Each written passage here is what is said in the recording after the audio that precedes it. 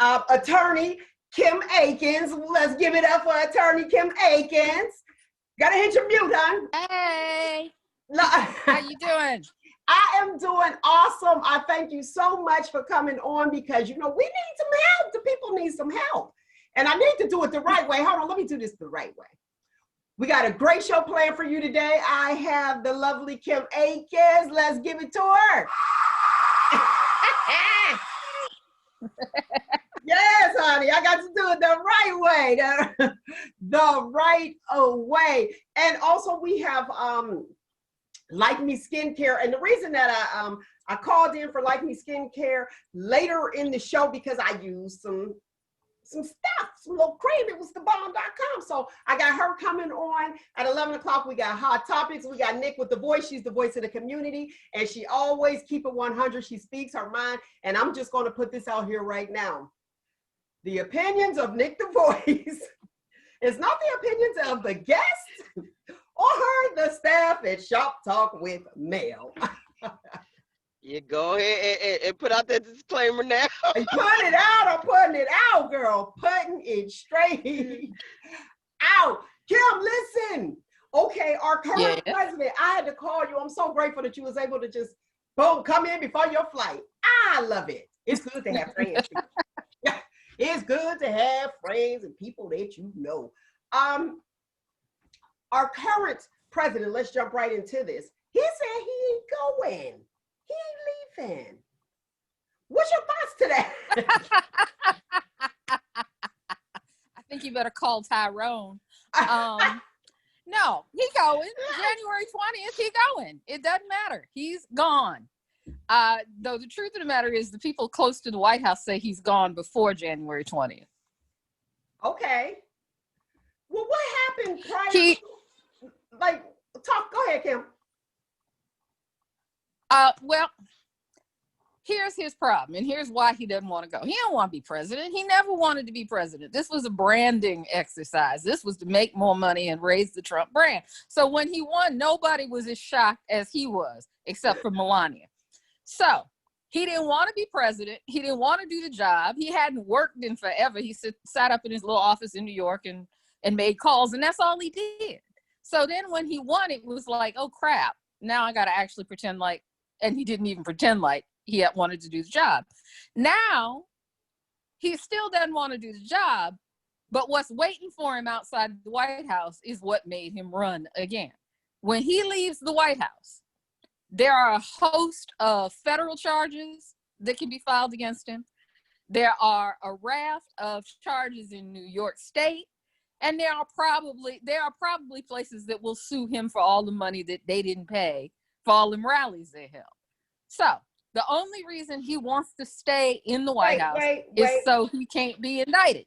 Wait a minute. They ain't pay for the rallies? They ain't pay for police departments all over the country. He owes like $500,000 to cities all over the country for all of those COVID spreading rallies he held. Because he don't pay nobody. He never did. He was notorious for never paying his bills. And I don't know if you heard, right before the election, he had all these rallies. And so he bussed people in. And then when the rally was over, the buses didn't show up to pick them up. It's because he didn't pay the bus companies. He don't pay nobody.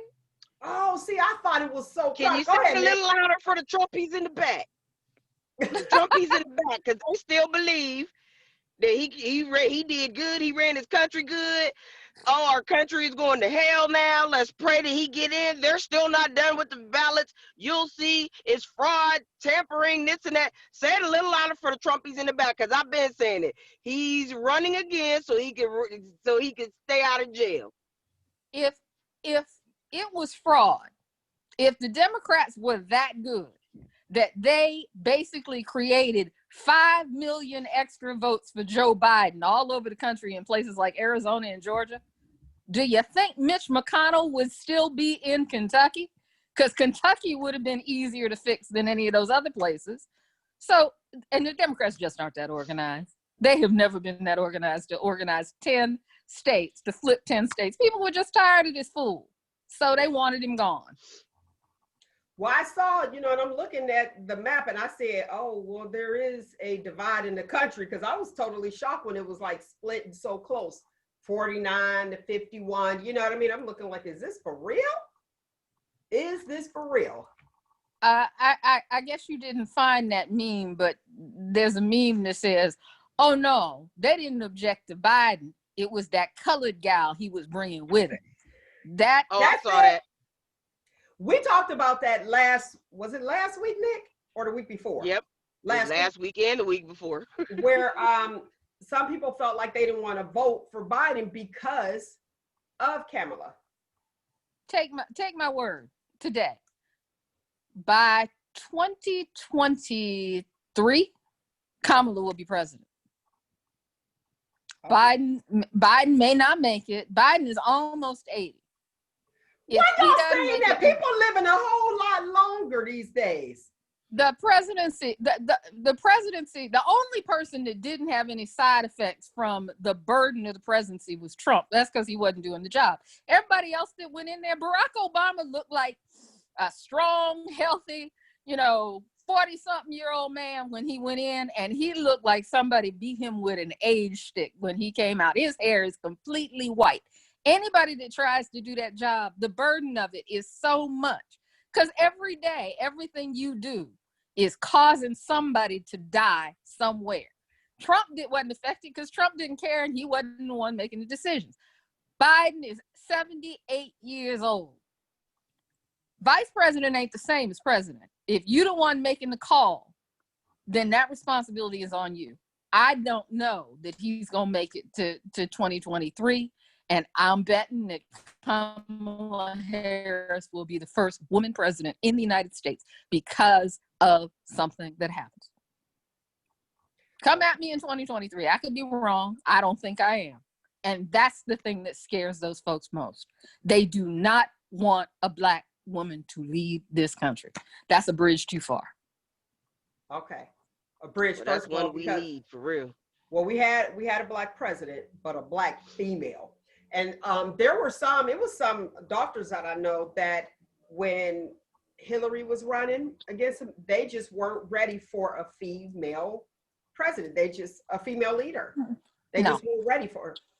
They're like, they'll vote for anybody except a female. They're not ready. And that's your older people. What is it Malcolm said? The most disrespected person in the world is the Black woman. Mm-hmm. It doesn't matter how smart Kamala is. It doesn't matter how accomplished she is. It doesn't matter that she could be right.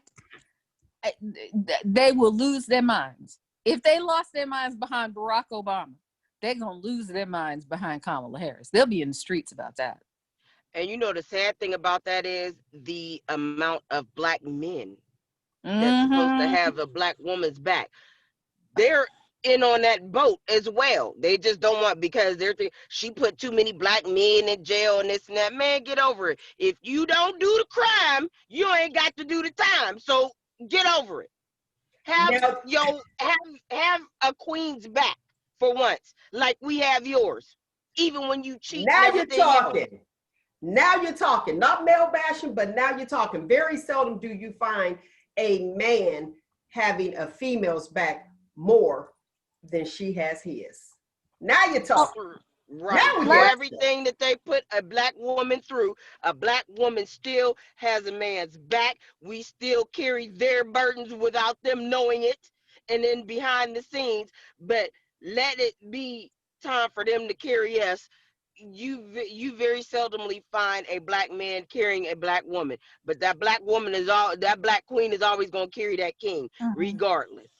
And no, you're right. I'm not bashing the man at all.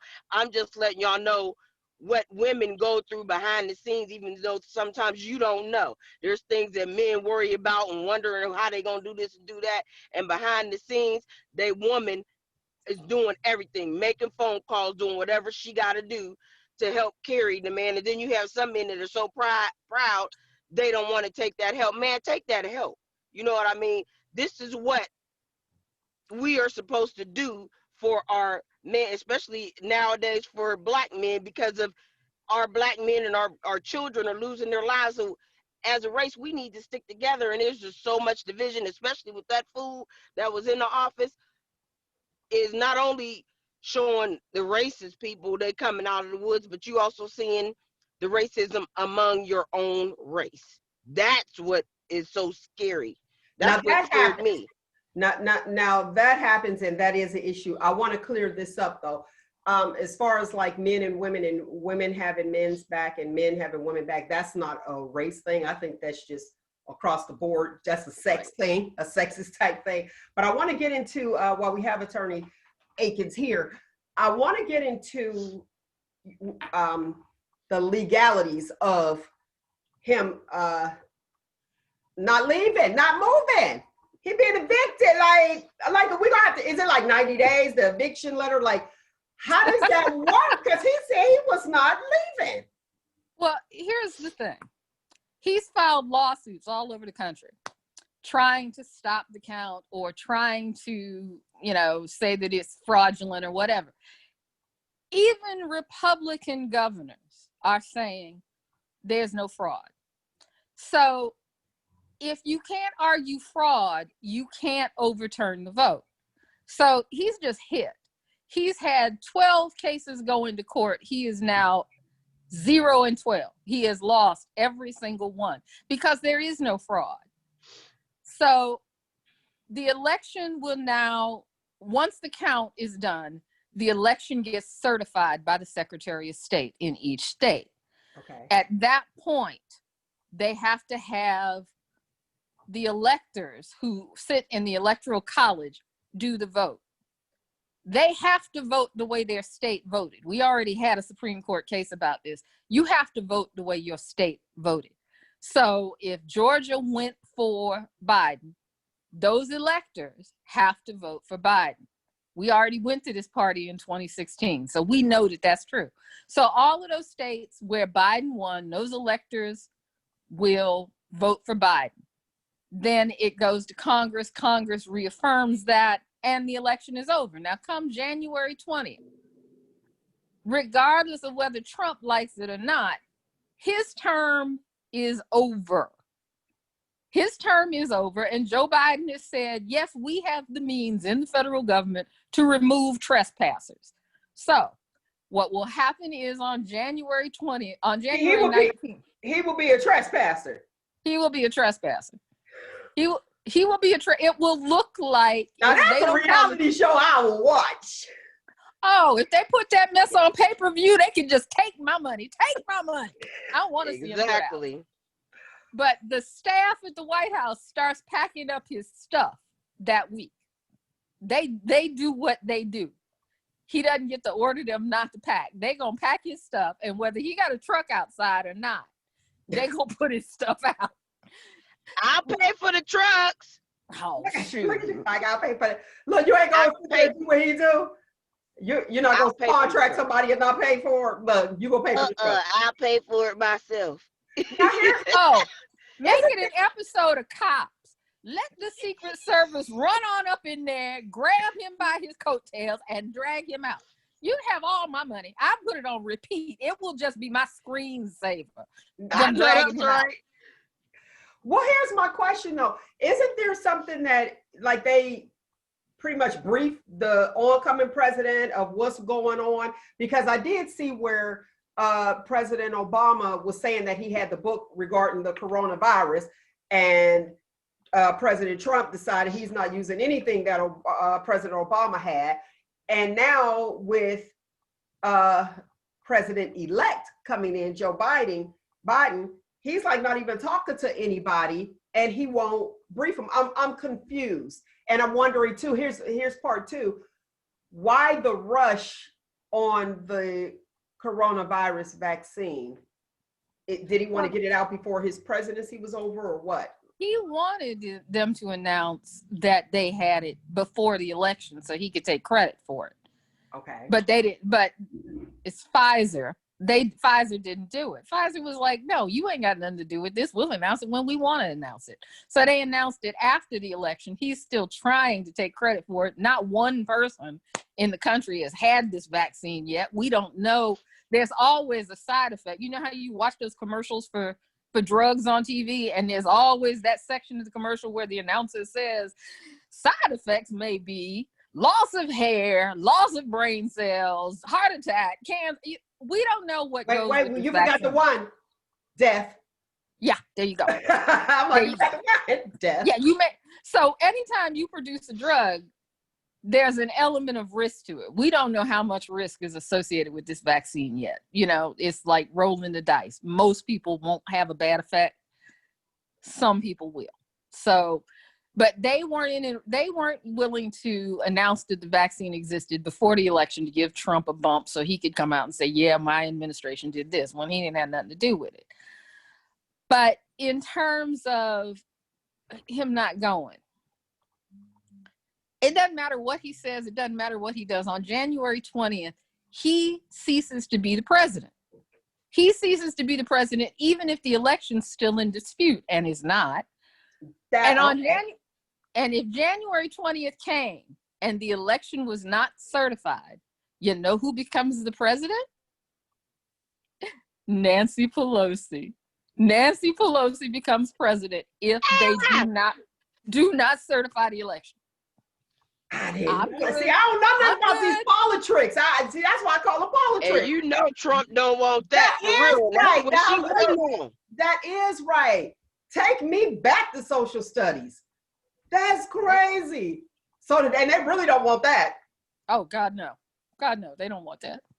So Nancy becomes president. That will not happen. But yeah, January 20th, nobody listens to him anymore. He's done. He's done. Now, there's some question about some of the stuff he's done recently, like people he's put in the Department of Defense. People wonder why I make friends with the people I do. It's because they're in places that I can call them up and ask them what's going on. And I got friends in the Department of Defense. So I called them up. Hey, that's what I'm talking about. That's how I was able to call you. Friends in high places. No, that's right. I called and said, what's up with, they removed Esper, who was in charge of the Department of Defense. Now, Esper this summer, when people were protesting in the park outside the White House, Trump called Esper and said, send out the troops and remove those people. And Esper said, I've read the Constitution. I ain't violating it.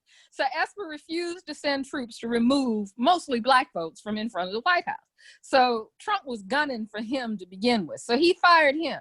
Then he went down the line and he fired all these other people that are in the Department of Defense in what people think was an attempt to try and stage a coup.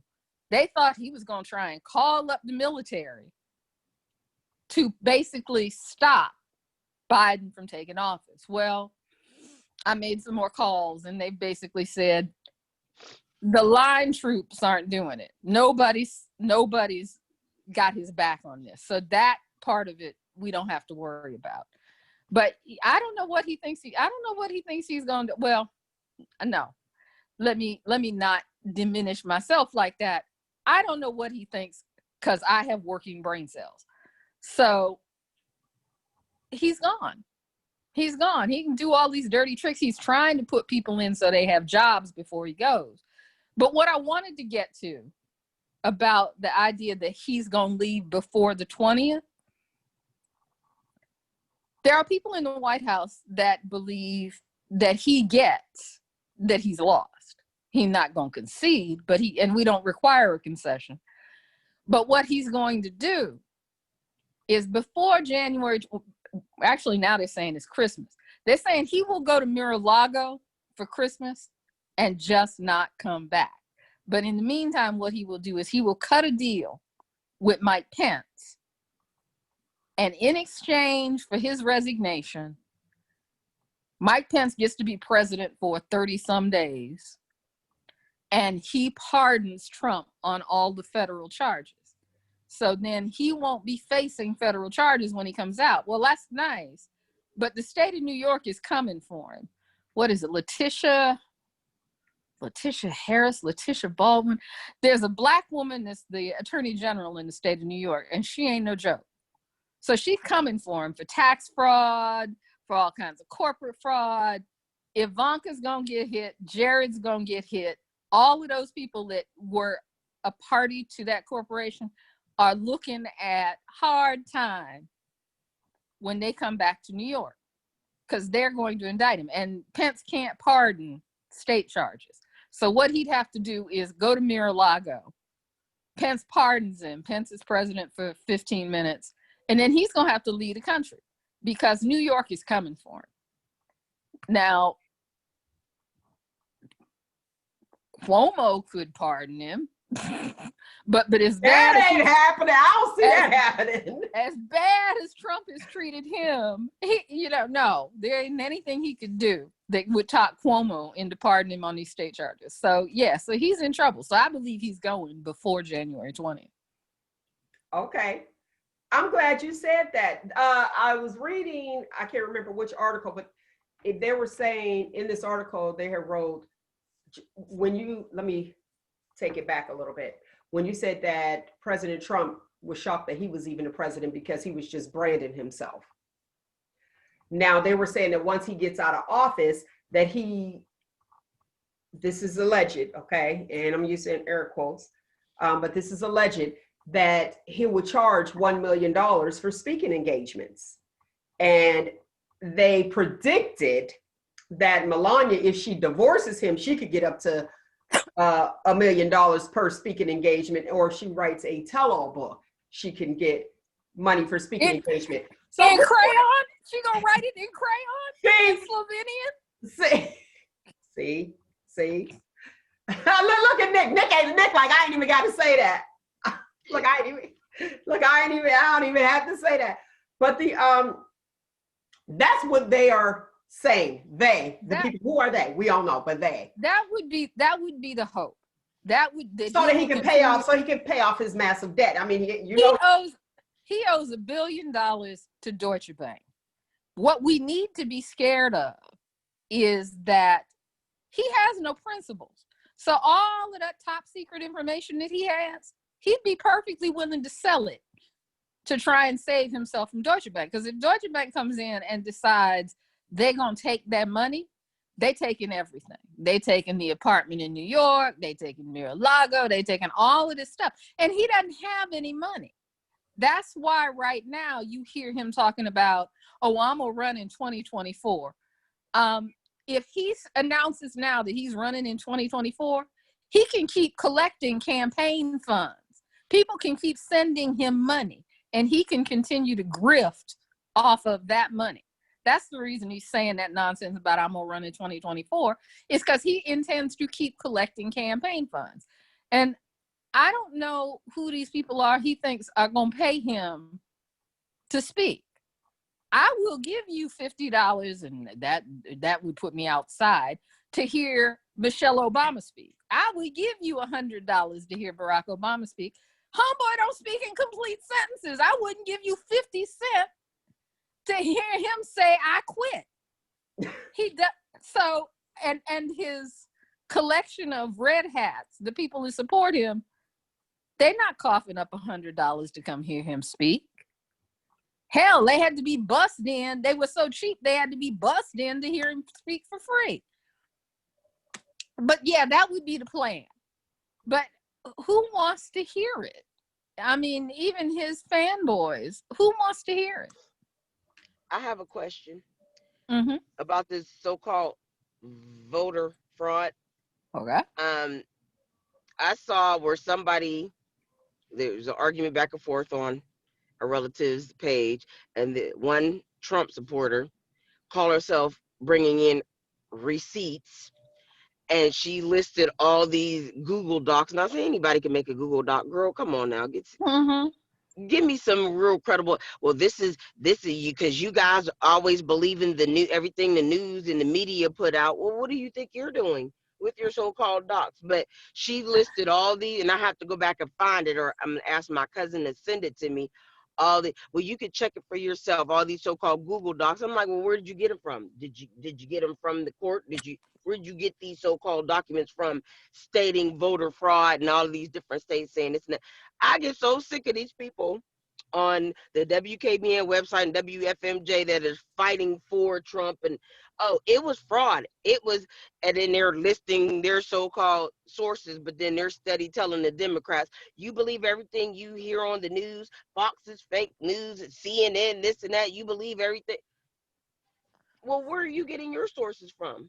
I don't understand. So you're telling Democrats not to believe everything they hear, but you're believing, I don't understand people, but are there so-called documents that people are so-called getting their hands on? I already know it's not, but for the listening audience, just in case we have one or two Trumpies out there that believe the hype, can you please let them know?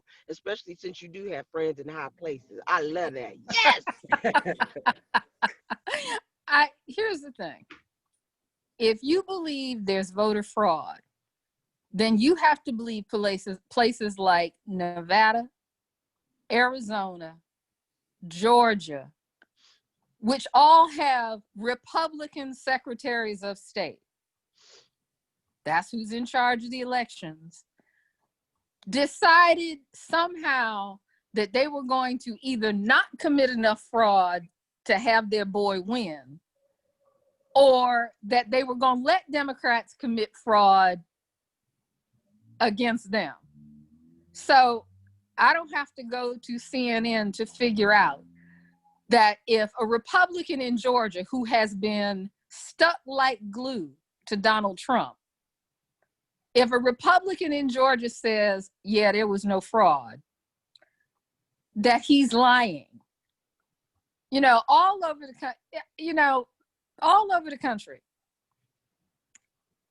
people would, and the margins are like, I think the smallest margin that Biden won in the states and he won in is like 10,000 votes.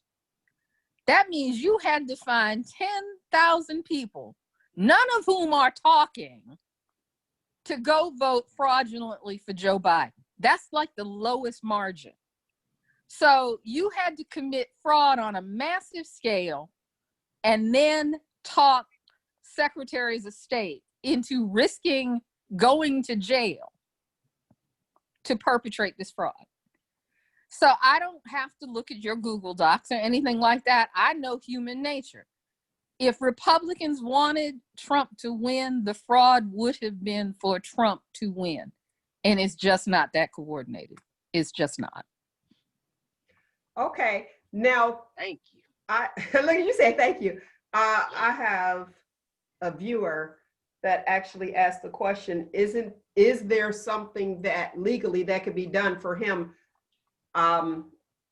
saying, he's putting questions in, and I'm trying to rephrase this, putting questions in the American people's mind as far as saying that it's fraud. Have you questioning the democracy? Is there something that can be done legally to him for saying fraud, knowing that it wasn't just because he's a sore loser? That's how it's written.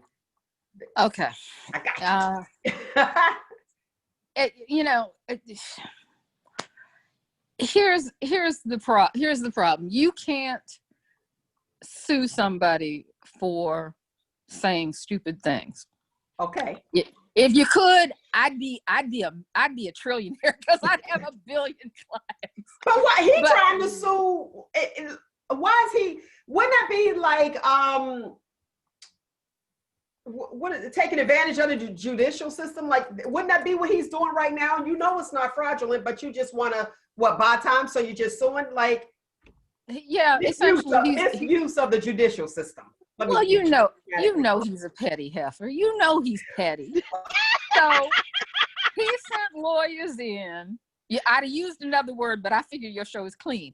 Anyhow, he sent lawyers in to try and argue that they were fraud. And they came up with some affidavits that said things like, the poll workers said things like, well, they came in wearing Black Lives Matter shirts and I felt intimidated. It's like, well, that's too bad, but that's not fraud. Now, here's his latest problem. The lawyers that he sent, he wants them to make allegations that they were fraud. And fraud has a legal standard that says it has to be by clear and convincing evidence. It can't be just some minor maybe you're right. It has to be clear and convincing. Now, he sent his lawyers in to argue that there was fraud, and the lawyers know there's no fraud. So now what's happening is these law firms that sent in lawyers are now looking and going, well, we know there's no fraud, but we got licenses. We're not going to stand in front of judges and say there was fraud when we know for a fact that there wasn't, because we will lose our licenses. So as of yesterday, 2 of the firms that Trump has hired to defend these suits have filed notices to withdraw. Because it's like, no, I like having a license to practice, and I'm not going down for you. So they can't gin up enough to make it. And these judges are laughing them out of court. And there's one judge, Judge Diamond, that's probably about 1 inch away from sanctioning lawyers in his court about telling these lies, because they don't have any proof. In any given year in a national election, at best, there's been shown maybe between 2% and 4% fraud. 2% and 4% in a country where we had over 150 million people vote. Which is the largest ever. Yeah. Yeah, the turnout on this was amazing. But he has to overcome a margin of 6 million votes nationally to say he won. That you can't coordinate a 6 million person fraud and not have people tell. It doesn't work like that. Right. Okay, well, I thank you. Look, I thank you for clearing that part up, because I was like, shouldn't it be something legal? Like, what is that? Like, I can't go out and just slander somebody's name, or defame their character. Can't they sue me for that? Like, how do you do that to the entire democracy? See, that's why I was like, shouldn't it be something legal? Like, and I'm glad they asked that question. I appreciate it. Well, there is a question about, and the problem has been who's in a position to sue. For instance, the Trump Hotel that's in the old National Post Office, the lease specifically says no government official can hold it. Well, Trump holds it. So the question is, we got to figure out who's hurt by him basically doing that in order to sue. You have to have the right person to sue.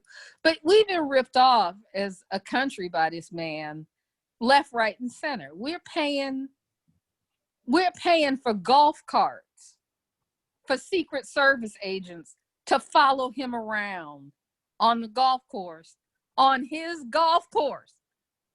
It would have cost him nothing to say, yeah, take the golf carts and follow me around. You're here to protect me. But no, he's charging the government for golf carts. And that money indirectly comes to him.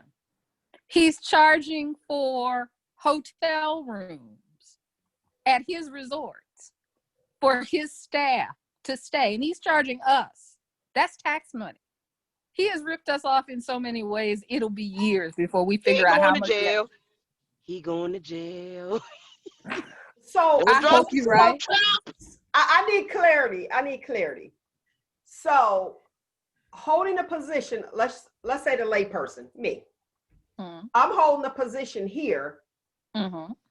but I'm padding my pocket for ShopTalk. Mm-hmm. We're holding this position.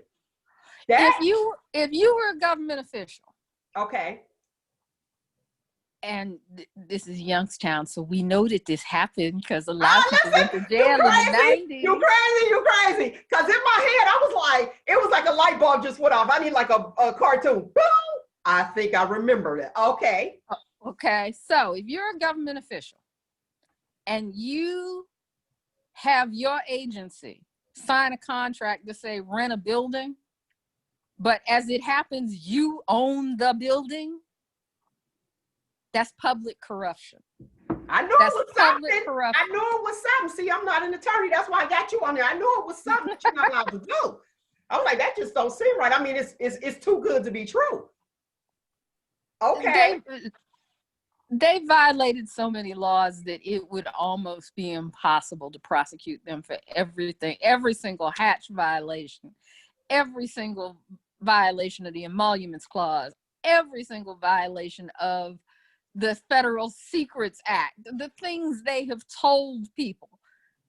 You couldn't, it would be 6 more lifetimes before you could prosecute all of them for everything they violated. And they got away with it because the Republican Senate let them get away with it. Mitch McConnell is as guilty as Donald Trump for all of this as anybody. Mitch McConnell just turned his head and let him do whatever he wanted to do.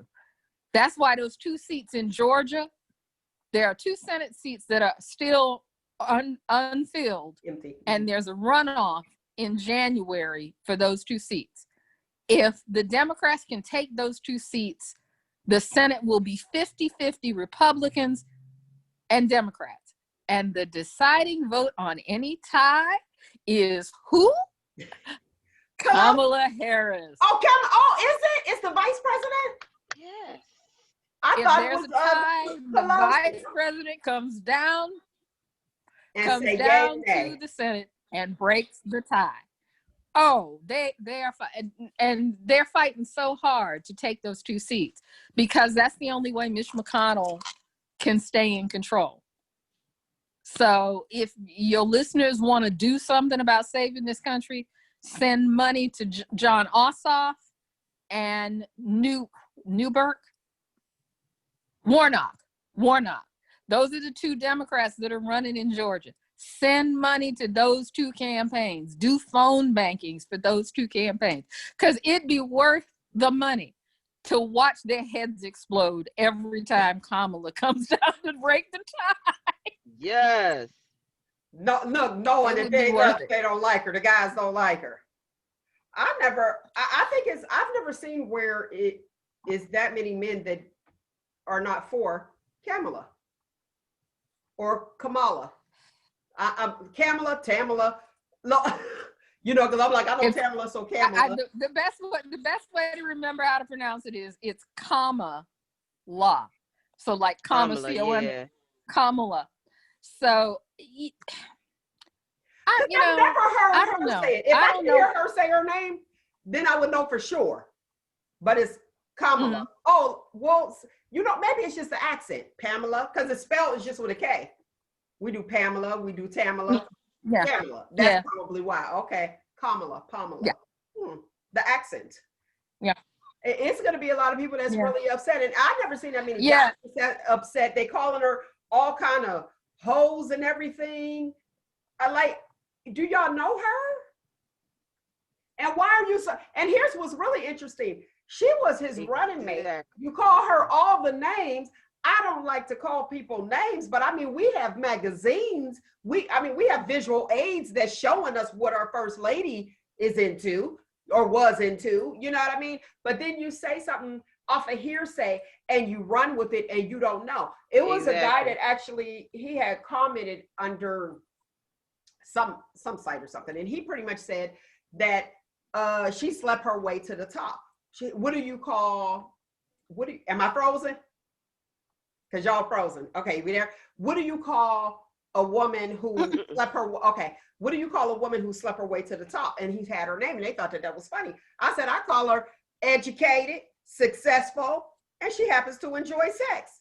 She chose the right ones. Let's be real. If you're gonna say that she slept her way to the top, at least she slept with somebody and not the dude next door, the dude across town.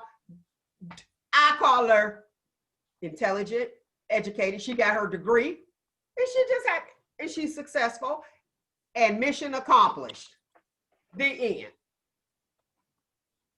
What? But yet still, the same people, they've seen all that the first lady, the present first lady has to offer, and they have nothing to say. Oh, that was in her past, or that was art. She's a model. Man, miss me with it. Because you have visual evidence of this hoe And yes, I did say ho. Mhm. Mel put out that disclaimer at the beginning of the show, so we're gonna run with that I one. said it too. You got visual evidence of this hoe, but you call him the president, the vice president elect a hoe, and you ain't got no evidence. Miss me with it. I could say something else, but I'm gonna stop there because yeah. Go ahead, Kim. Well, Come on.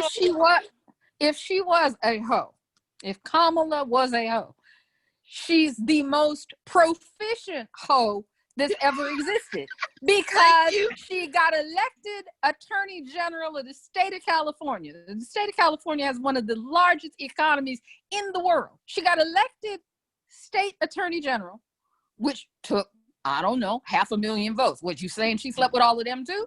And then she got elected United States Senator. What, did she sleep with the million or so people that voted her into the Senate?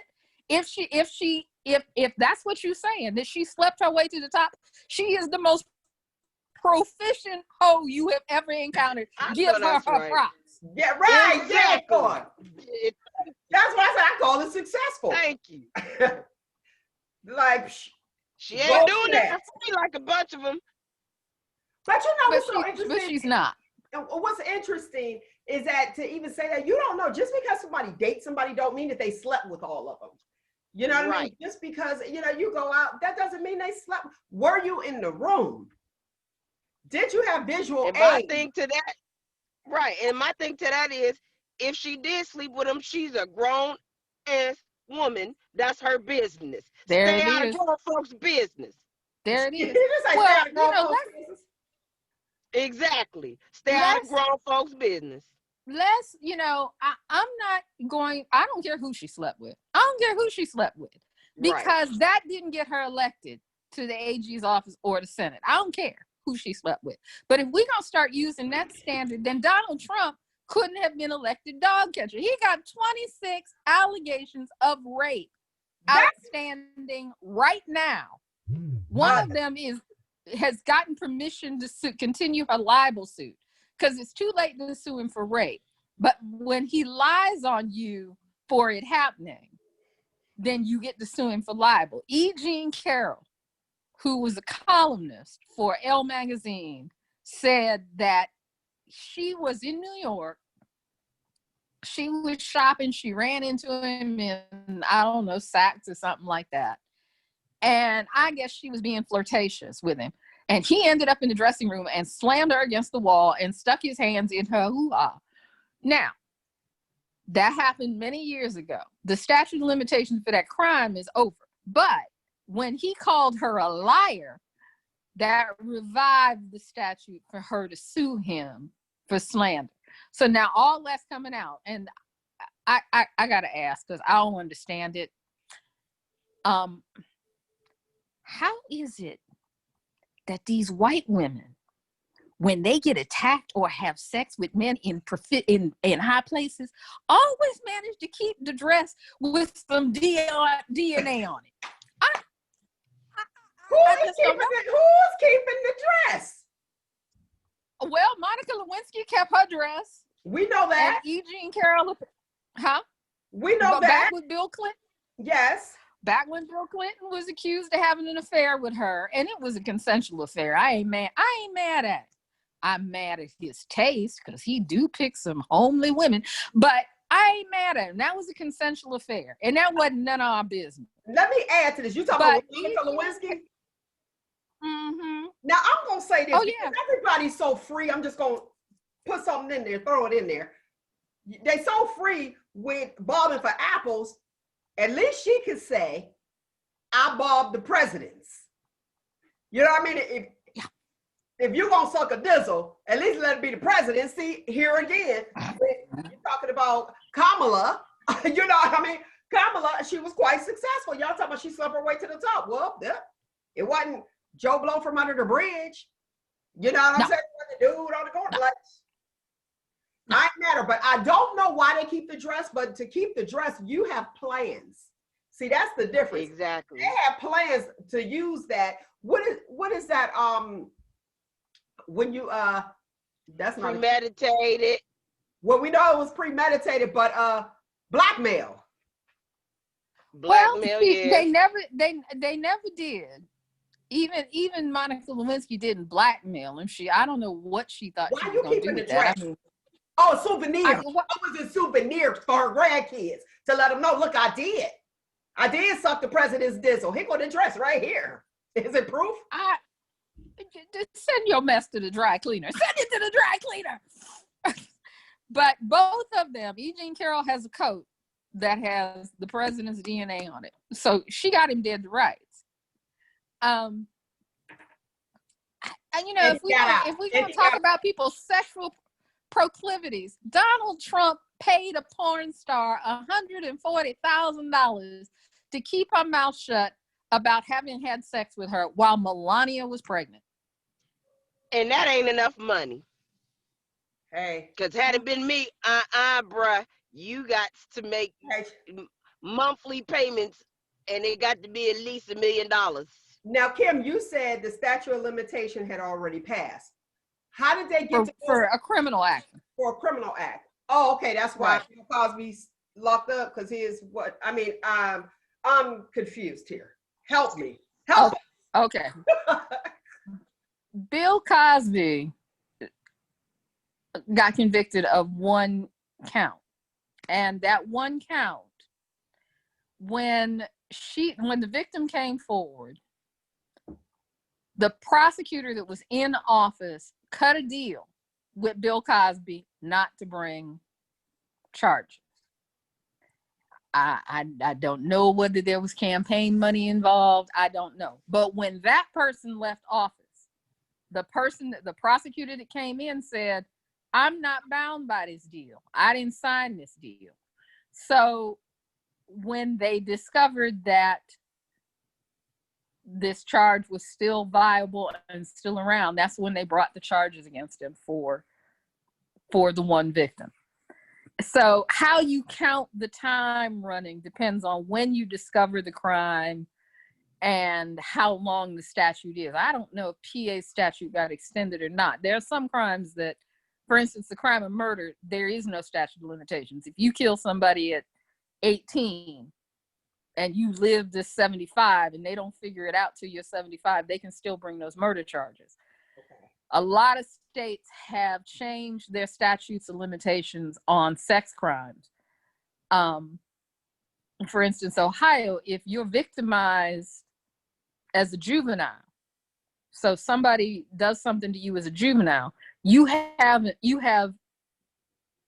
6 years after you turn 18 to bring those charges. And that's because, you know, maybe your parents didn't let you, or you were afraid, or you were a child, or whatever. So they extended the statute on those crimes so that victims could actually get the nerve to come forward.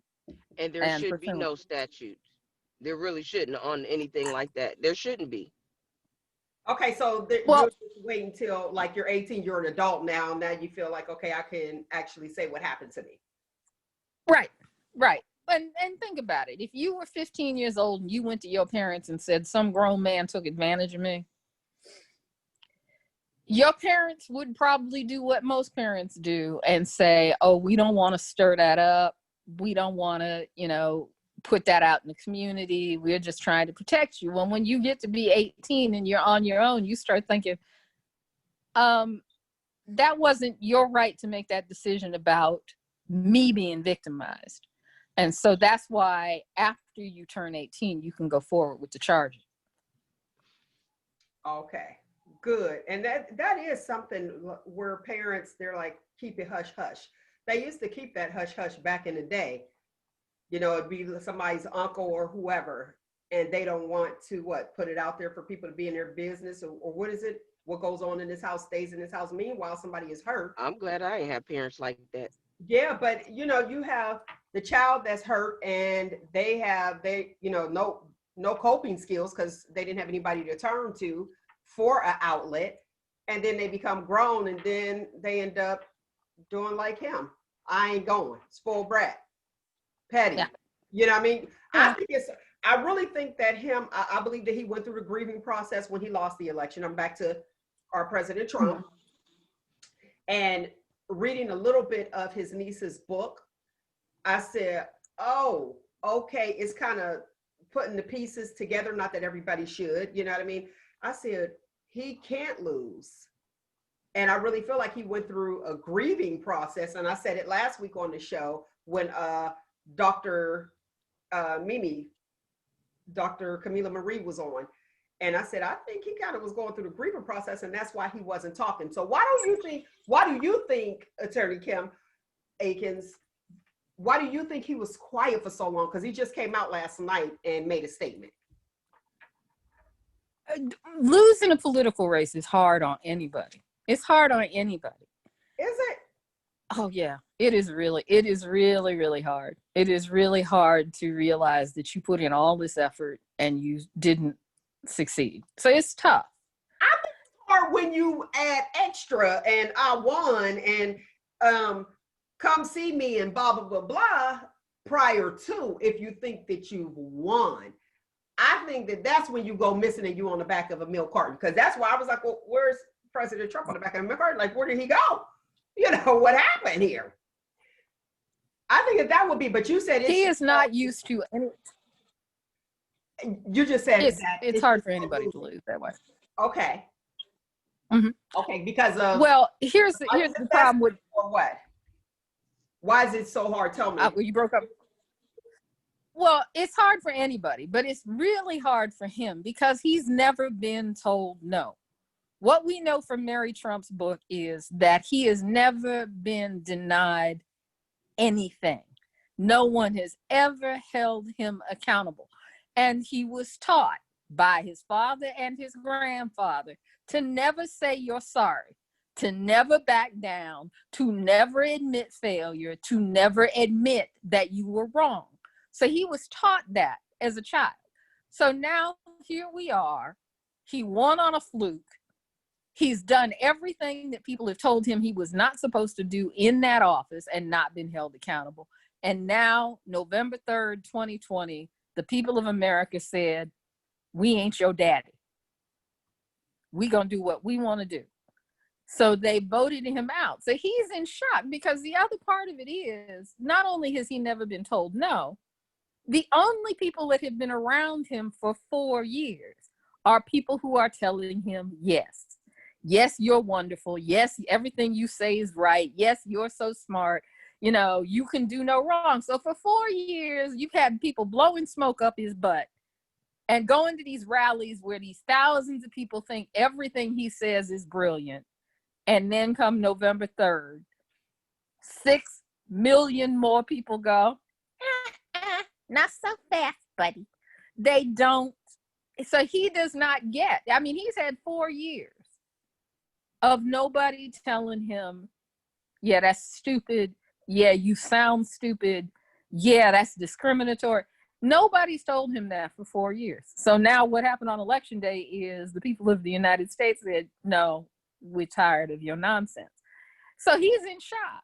He's in shock that people actually hate him because he hadn't heard it for 4 years.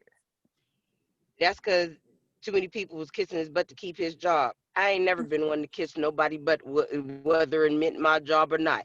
He didn't have the right people, because if he had somebody like me, no, you wrong, you sound like a fool. Listen, I'd have been one of the first ones I would know. You wouldn't have been in his head. You wouldn't have got hired. Exactly. You wouldn't have been in the first string. I wouldn't have got hired, or if I was already there, he'd have fired me within 5 minutes. Because as soon as he opened, shut up, you sound like a fool.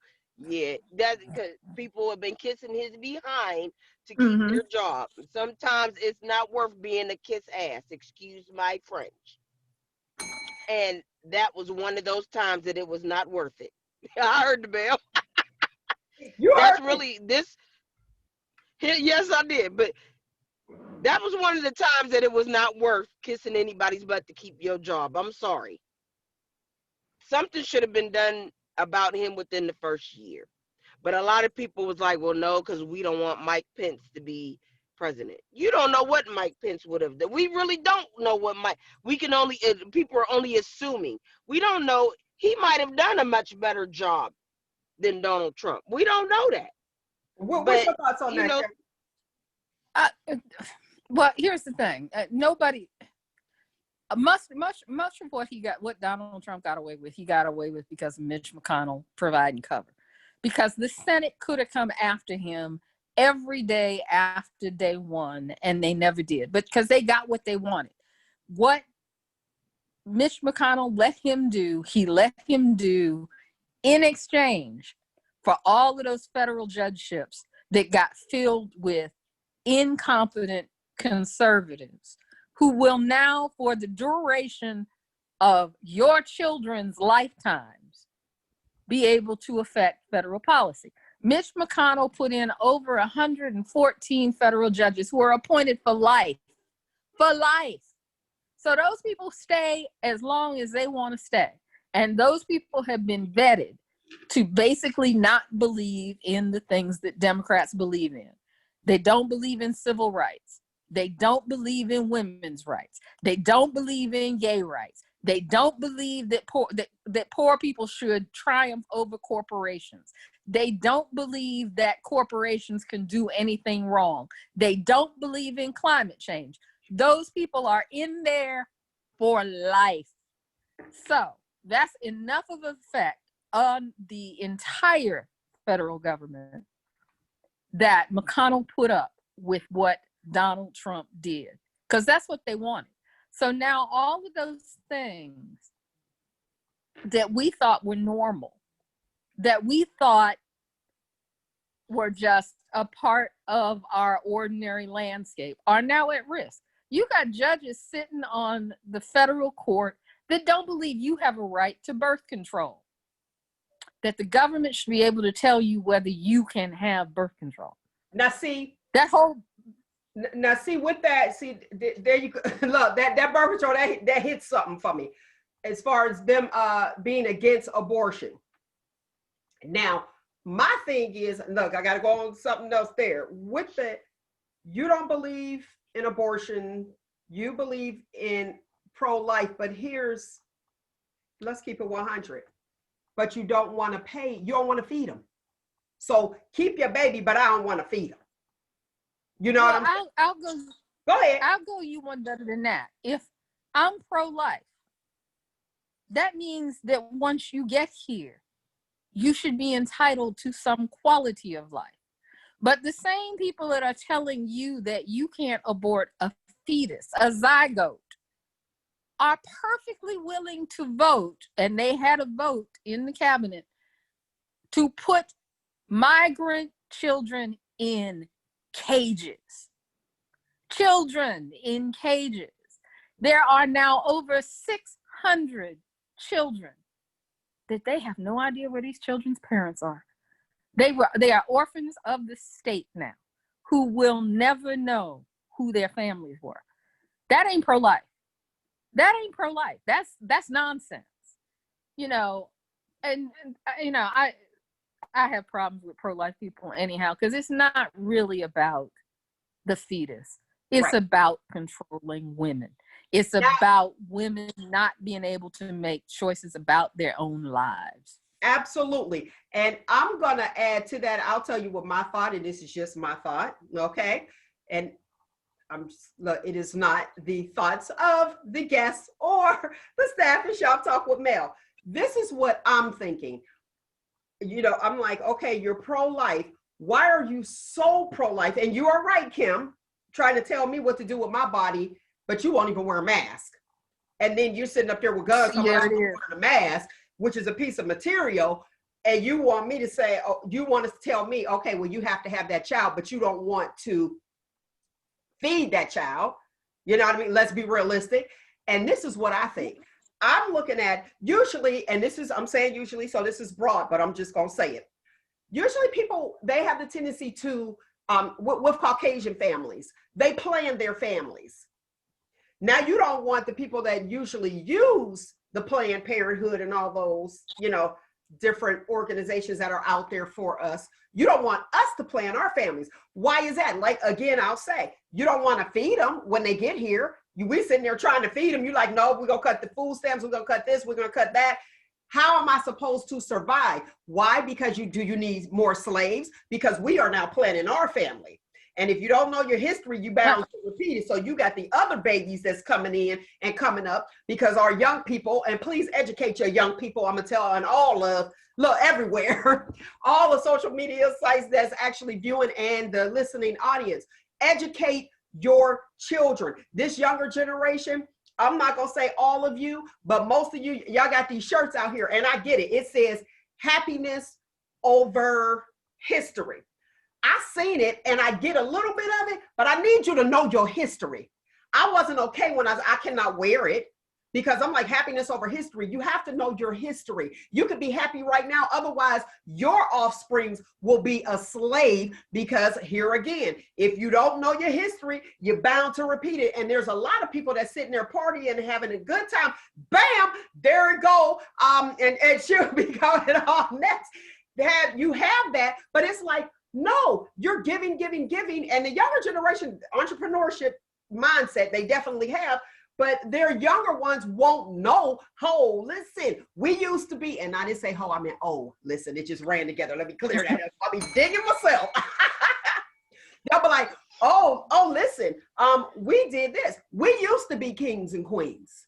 We had it going on, okay? And then all of a sudden, boom, we end up becoming slaves. How do we become slaves? Not from the white dude, because we watching out for them.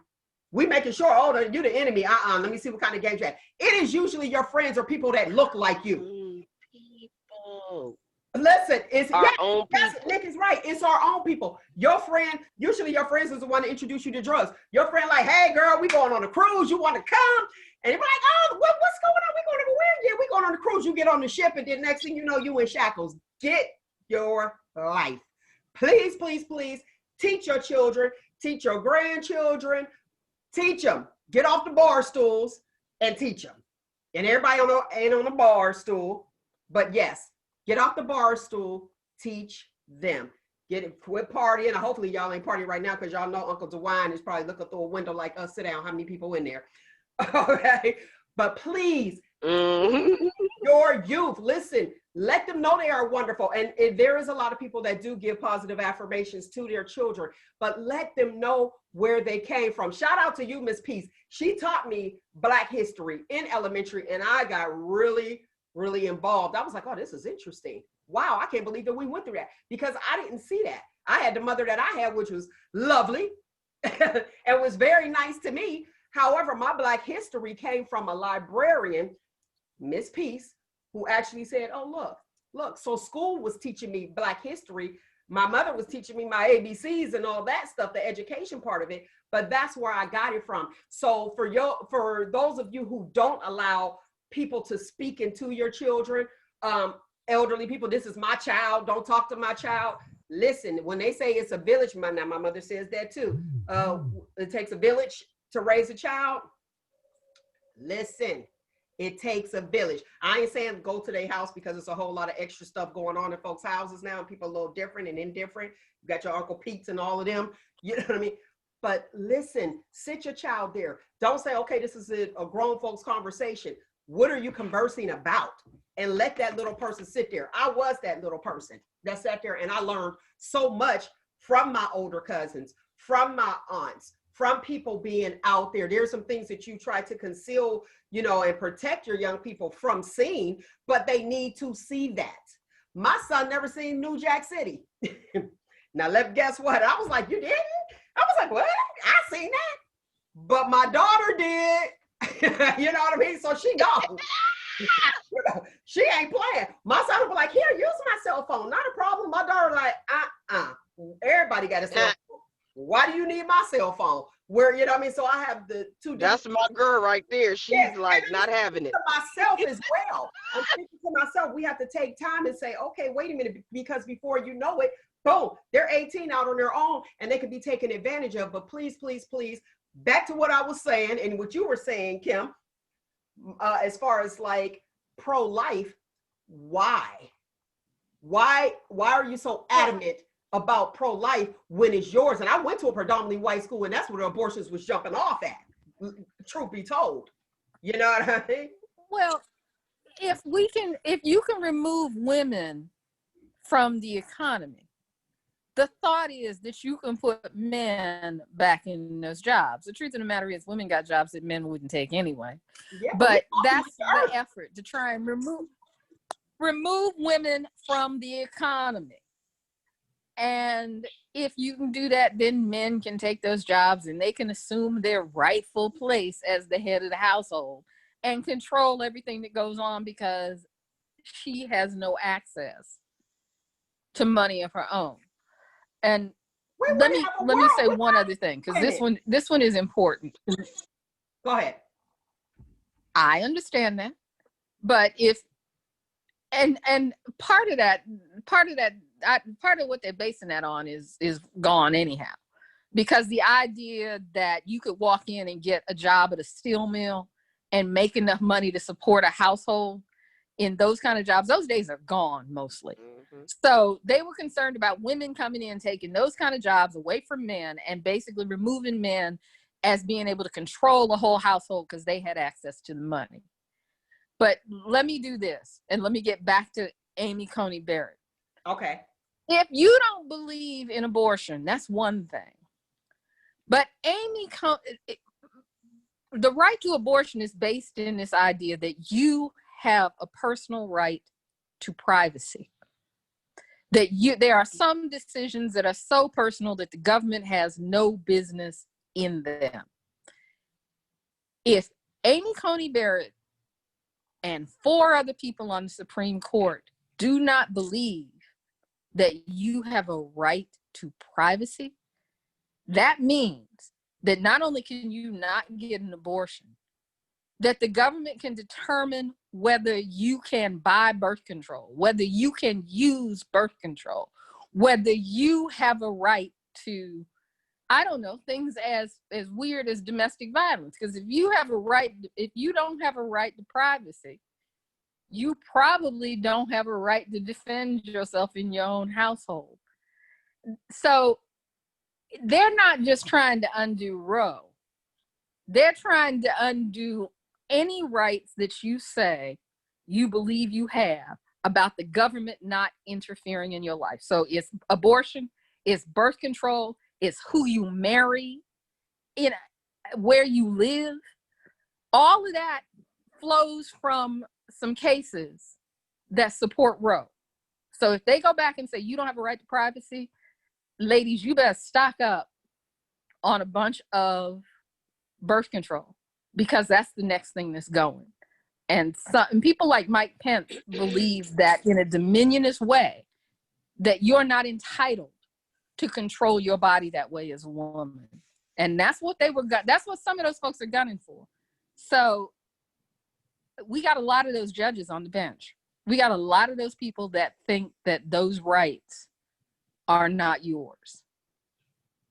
So that's why McConnell let Trump do what he did, because it allowed McConnell to put all of these unqualified, and yes, many of them are unqualified. They even removed, the American Bar Association used to vet people that were nominated for the federal court. So they would review their record, look at what they tried, look at what cases they've done, look to see whether they were well rated, and then make a recommendation about somebody before they were nominated to the federal court. McConnell removed that. So a lot of the people that went up were rated unqualified to sit on the bench. Question. Amy? Yeah.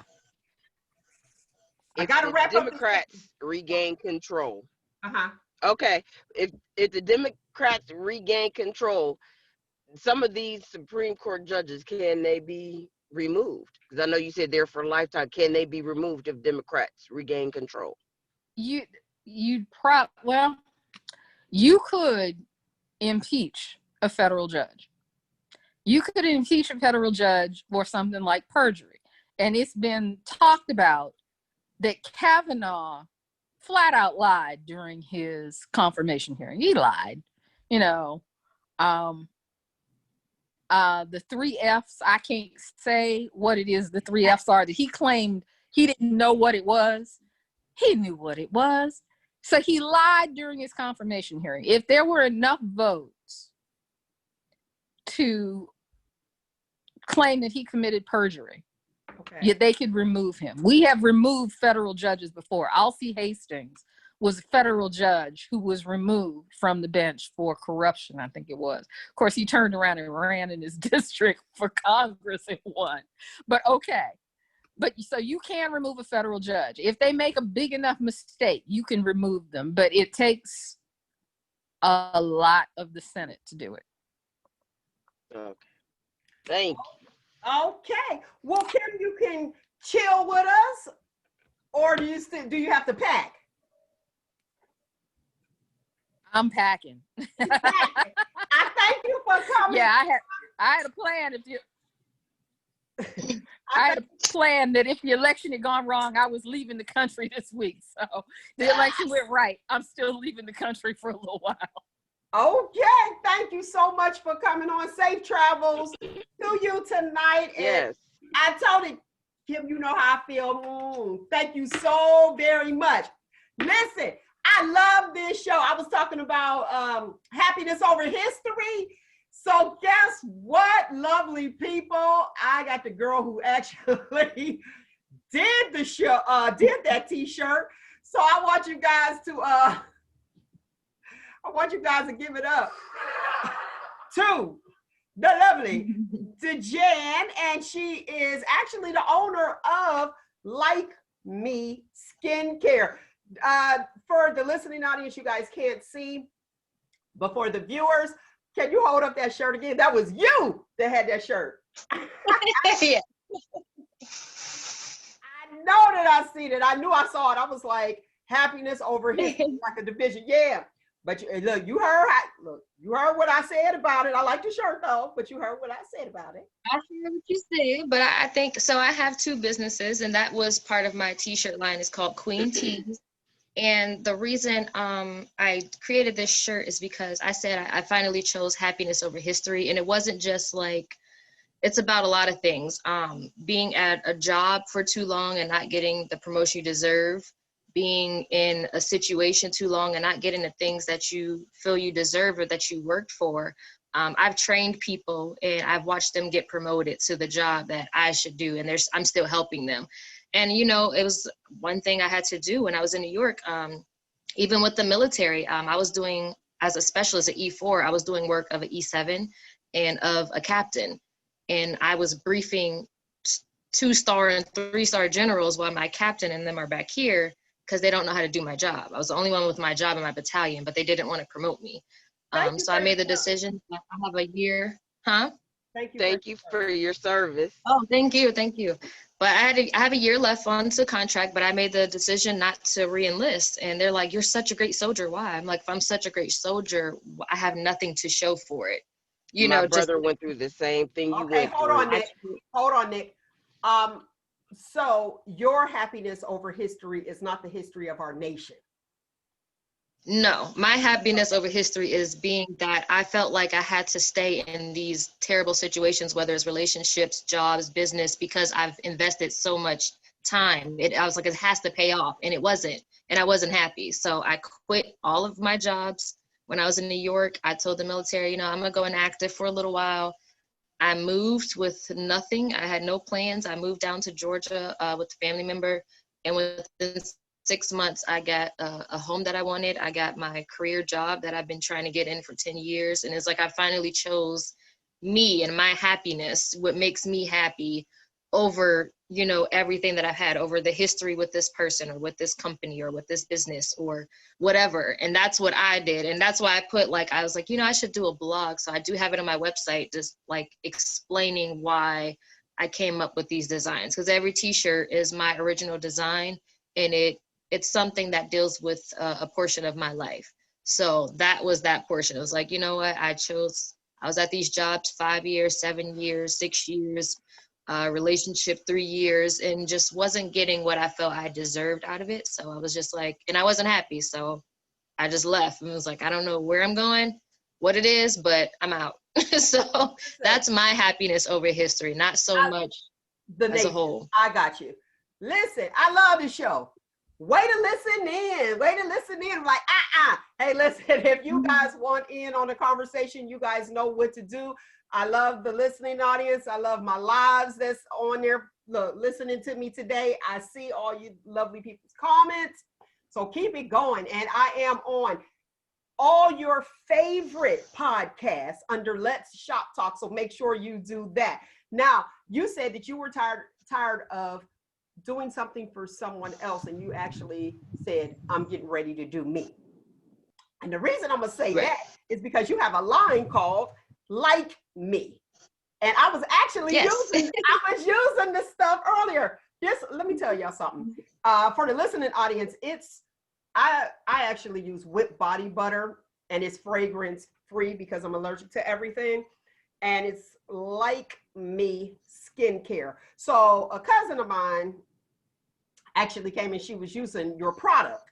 So this is a young lady who has a skin line, and she's out of Columbia, Georgia. So she can mail you the product. Hometown, Youngstown, Ohio. Give it up to the lovely people. We got some talented folk up in here. First I was looking and I was like, how much is that? I was like, $10. Jeez Louise. However, this whipped body butter, I was putting it on my elbows because I lean a lot. And the me leaning actually showed the see this elbow right here. I don't lean on my left. See that one? You can see the difference. I used the whipped body butter, and my right elbow, it used to be a little blacker. It's getting a little lighter. So shout out to Like Me Skincare.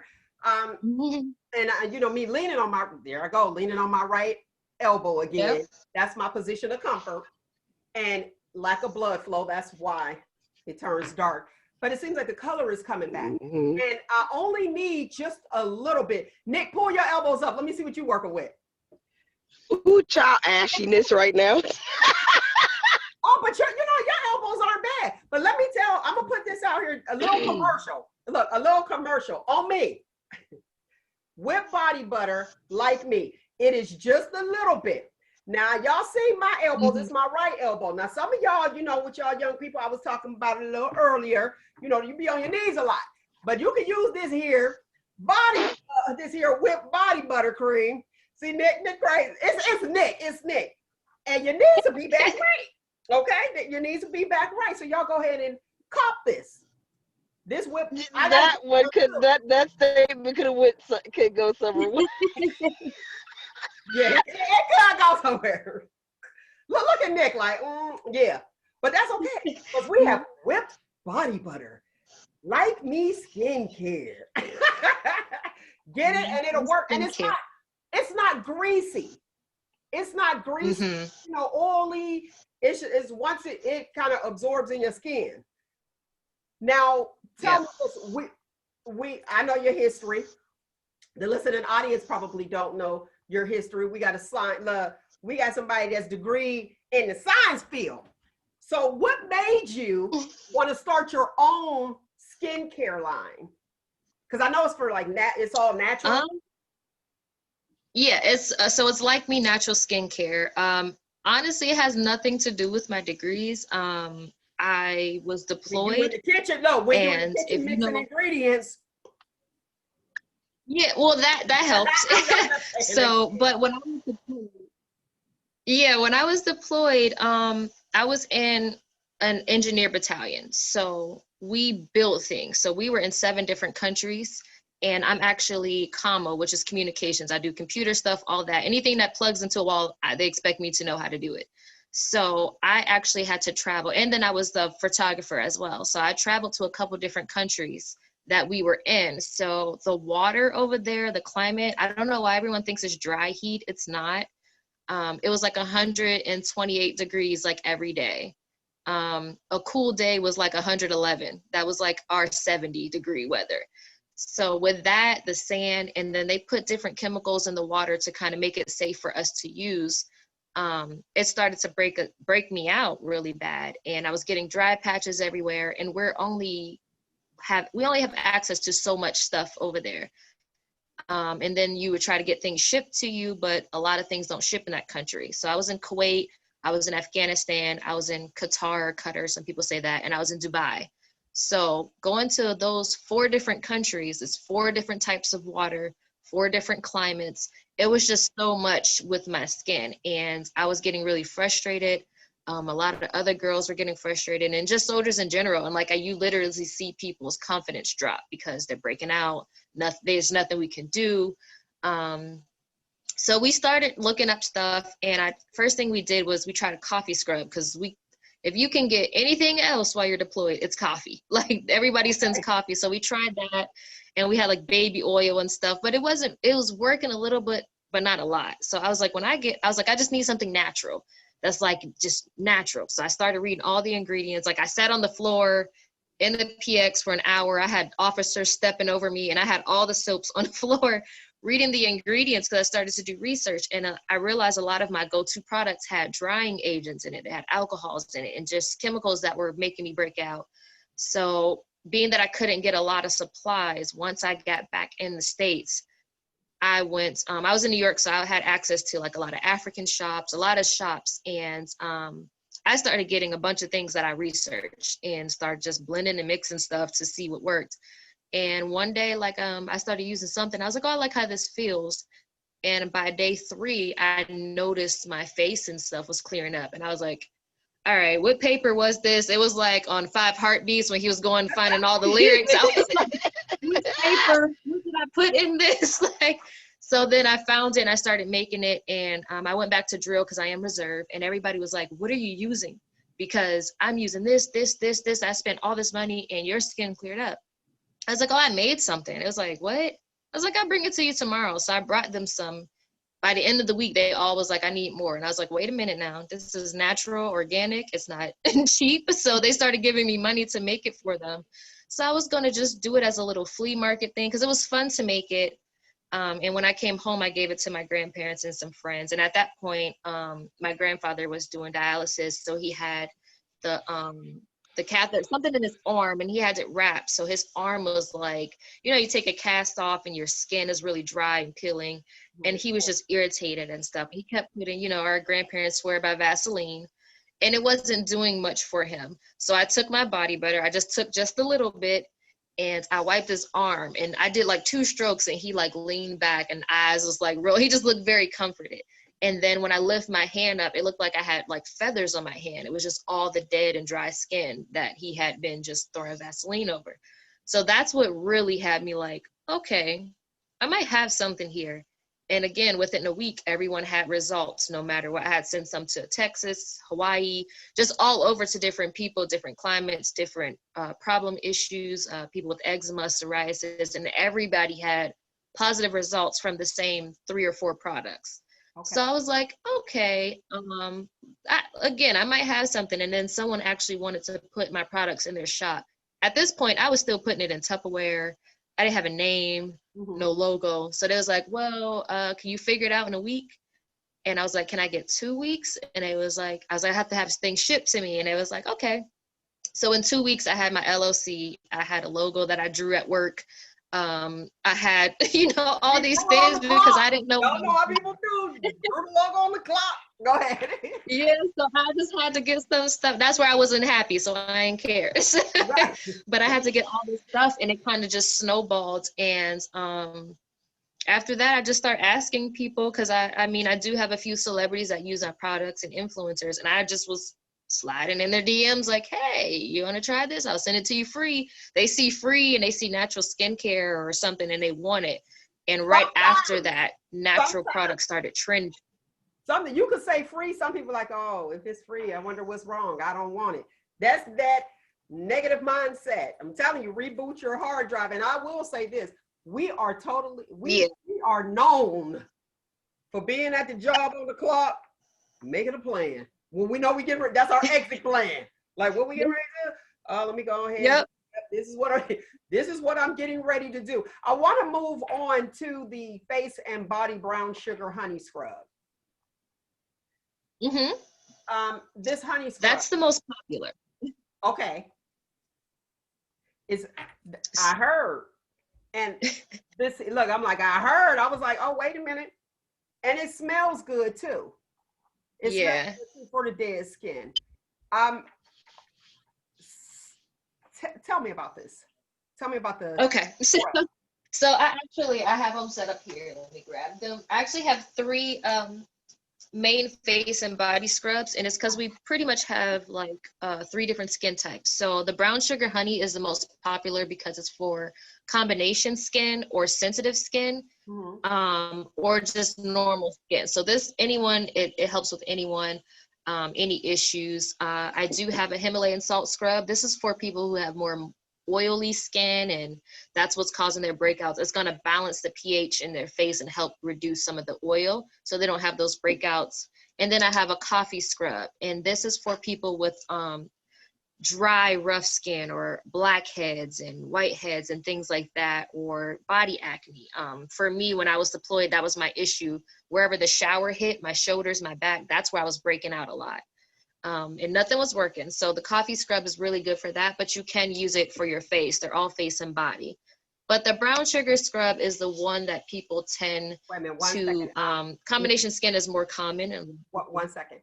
For my people that are in the medical field, when she was, or into medicine, we're talking the comedones and the melias as far as like the whiteheads and the blackheads. Okay. All right, go ahead. Okay. So a lot of people go to this one. It's not as coarse and abrasive as the coffee scrub, so a lot of people like it for that, but combination skin is more common than the other skin types.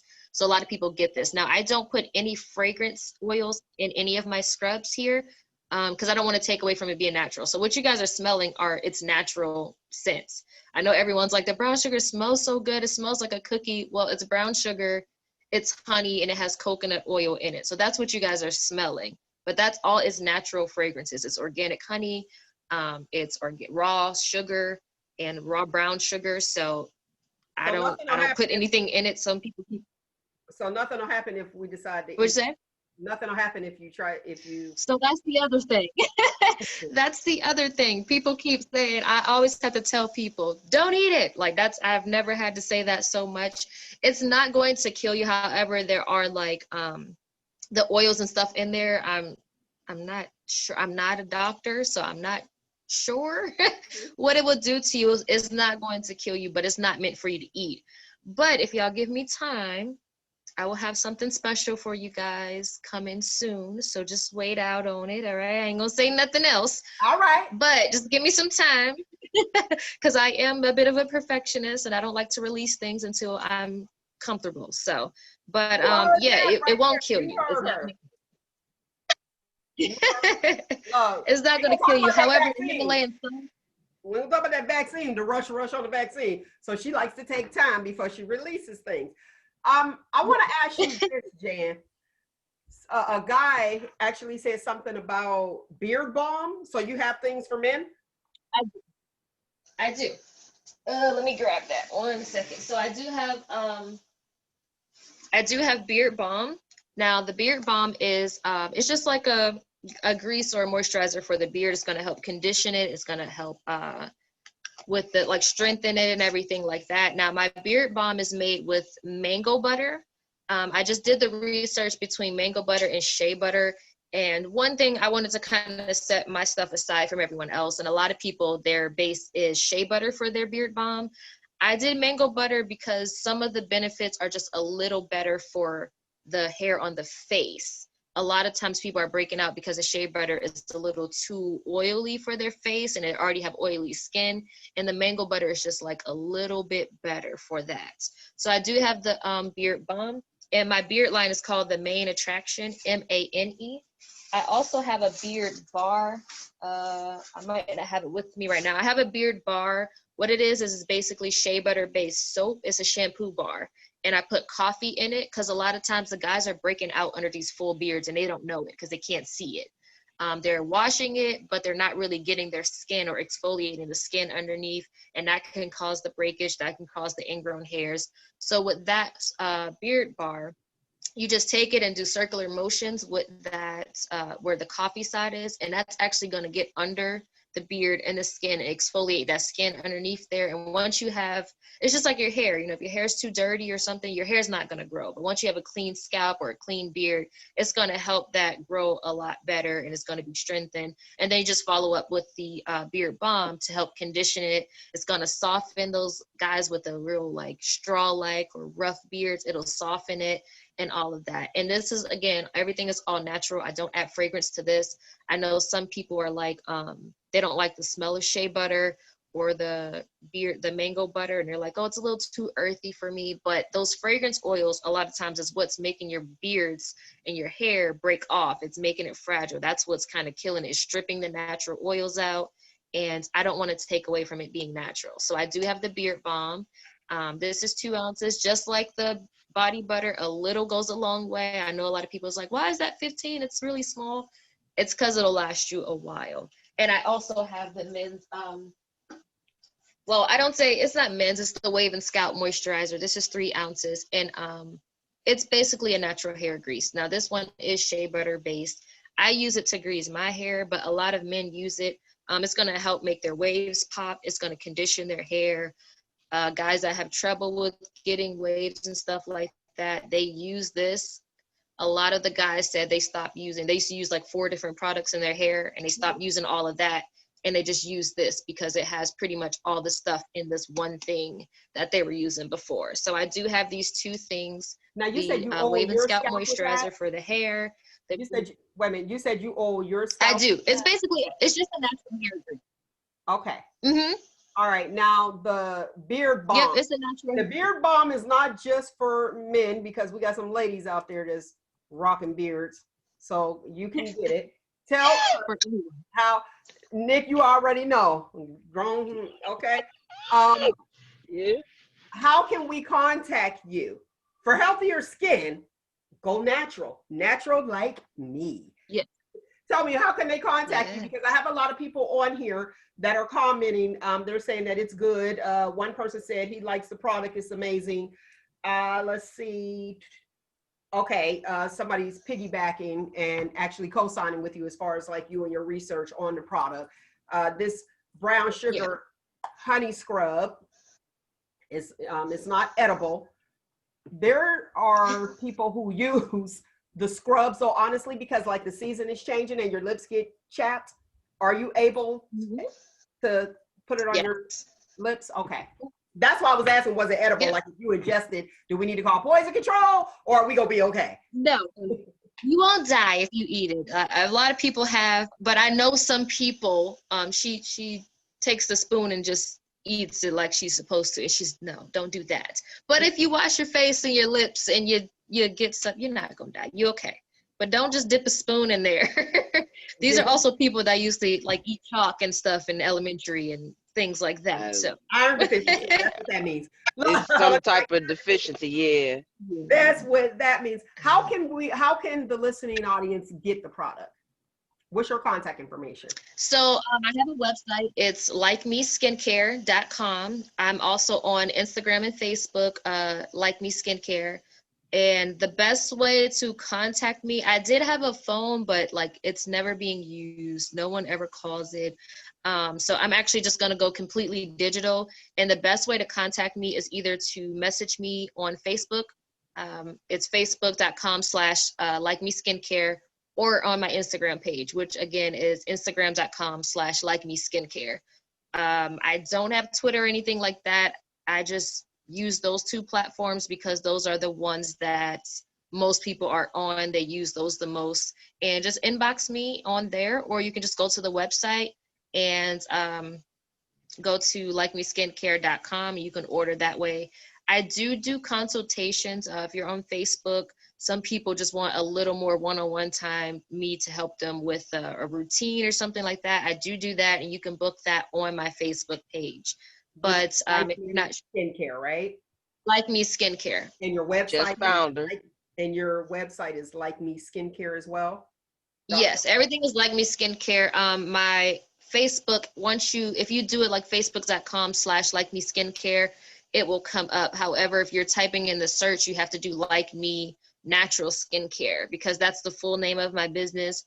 However, no one's want to type that out for no. I just found you Okay. on Facebook. Here, I want to let the listening audience know, because I have a lot of listening audience who does not have social media.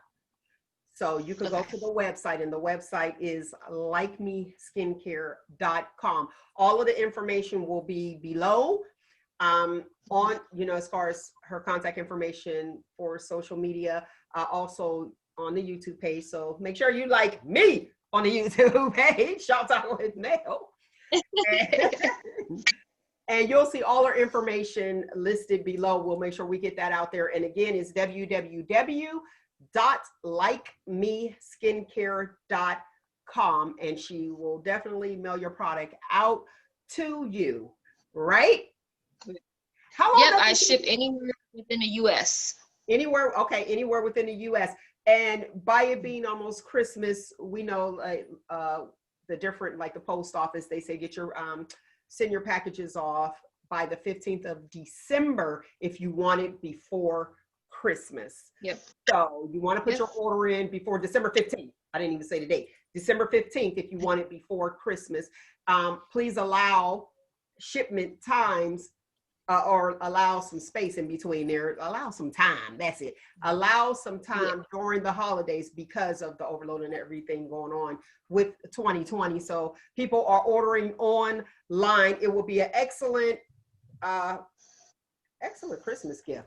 I'm back to this whipped body butter. It feels so good. I like it. And it is very small. It goes a long way. And it doesn't look like, when you put the little bit on your finger, you would think that it's just going to be just right there.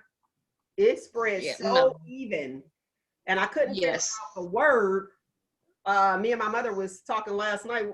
I couldn't even figure out the word of, to use. I was like, what is that? I was like, it actually comes even. It spreads evenly, and a little goes a long way.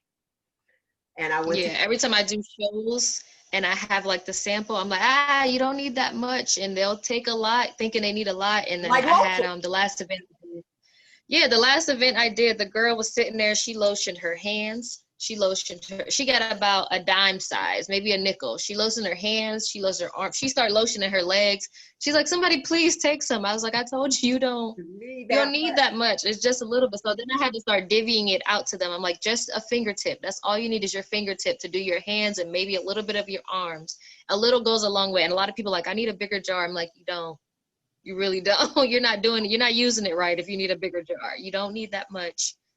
They want like 8 ounces. I'm like, no, I'll never see you till next year. Like, no. You're right. A long way. It is very even. And I did the body butter because again, when we were deployed, putting on lotion in 130-degree weather, by the time you go outside, you can literally see it melting on you. It's sticky. You're cooking yourself. The sand will stick to it. Yeah. So that's why a lot of people over there, if everyone's like, oh, why do they wear, the long like gowns and stuff? I'm like, it's hot. Your skin, when they told us we could didn't have to have on our uniform, we were like, yes, everybody was outside in a t-shirt and shorts for all of 20 minutes. And then we went back in and put on long sleeves because your skin is literally like baked, especially if you got on lotion, your skin is like literally baking. So, and the lotion just don't sit there. But with the shea butter, it absorbs into your skin. It's not greasy, and you're moisturized you have a little shine, a little glow to it. And that's what I was using. I actually had some for my hair. So that's what I was using out there. Or I would try to put baby oil if I didn't have anything else because it's just too hot. And the lotion was sticky, but that's why we use the shea butter. And I do have a lot more products, different soaps and everything like that on my website. My milk and honey face soap is the main one that everyone loves. So. All right, I got to go to the next segment. That is DeJan Toney. She is the founder, operator, and creator of Like Me Skincare. Like Me Skincare. And you can visit her website and order the supplies that she offers at www.likemeskincare.com. Again, that's www.likemeskincare.com. Hey, what's up, everybody? I'm Candy. And you're listening to Shop Talk with Mel. Hey, we get ready to get into these hot topics, and the hot topic segment is brought to you by Kiki's Creations, and that's where I received it for the people that's able to look and see. That's where I get my mugs from. This segment is brought to you by Kiki's Creations LLC, specializing in customized and personalized apparel, face masks, jewelry, memorial items, and so much more. Never leave home without a Kiki's Creation. That's right, they make it personal. Contact Kiki's Creations LLC at Kiki's Creations LLC, creations being spelled with a K, on Facebook. All right, that's Kiki's Creations. I appreciate you, Kiki, for sponsoring this hot topic segment. All right, so let me get with the hot topics real quick. Let's hurry up. We got a little bit of time. In Vogue, they are talking about a reunion, an In Vogue reunion. Would that be something you'd be interested in seeing? Either one of y'all? Absolutely. Well, yes. As long as it's the original members, even the hard-headed one, Dawn. Listen, speaking of Dawn, while you're playing, Dawn said that she's up for it. Now, we ain't seen Maxine. I don't know what happened to Maxine. But Dawn said that she would definitely do a reunion, but Rona got to go. Rona's the young girl that just joined In Vogue, and we know that they can hold their own just with the 3. They don't really need the 4. But Dawn actually said that to a blogger. She said it. I was like, that's something that you should probably say to the side and tell the original members, like, listen, I will do it, but she can't go with it, because people want to see the original group. They definitely want to see the original group. Paris Jackson, she has an album out. She released it yesterday. I think it was yesterday. Yeah, yesterday, Friday. So Paris Jackson has an album out. Yeah, and I know a lot of people, that's Michael Jackson's daughter. Yeah.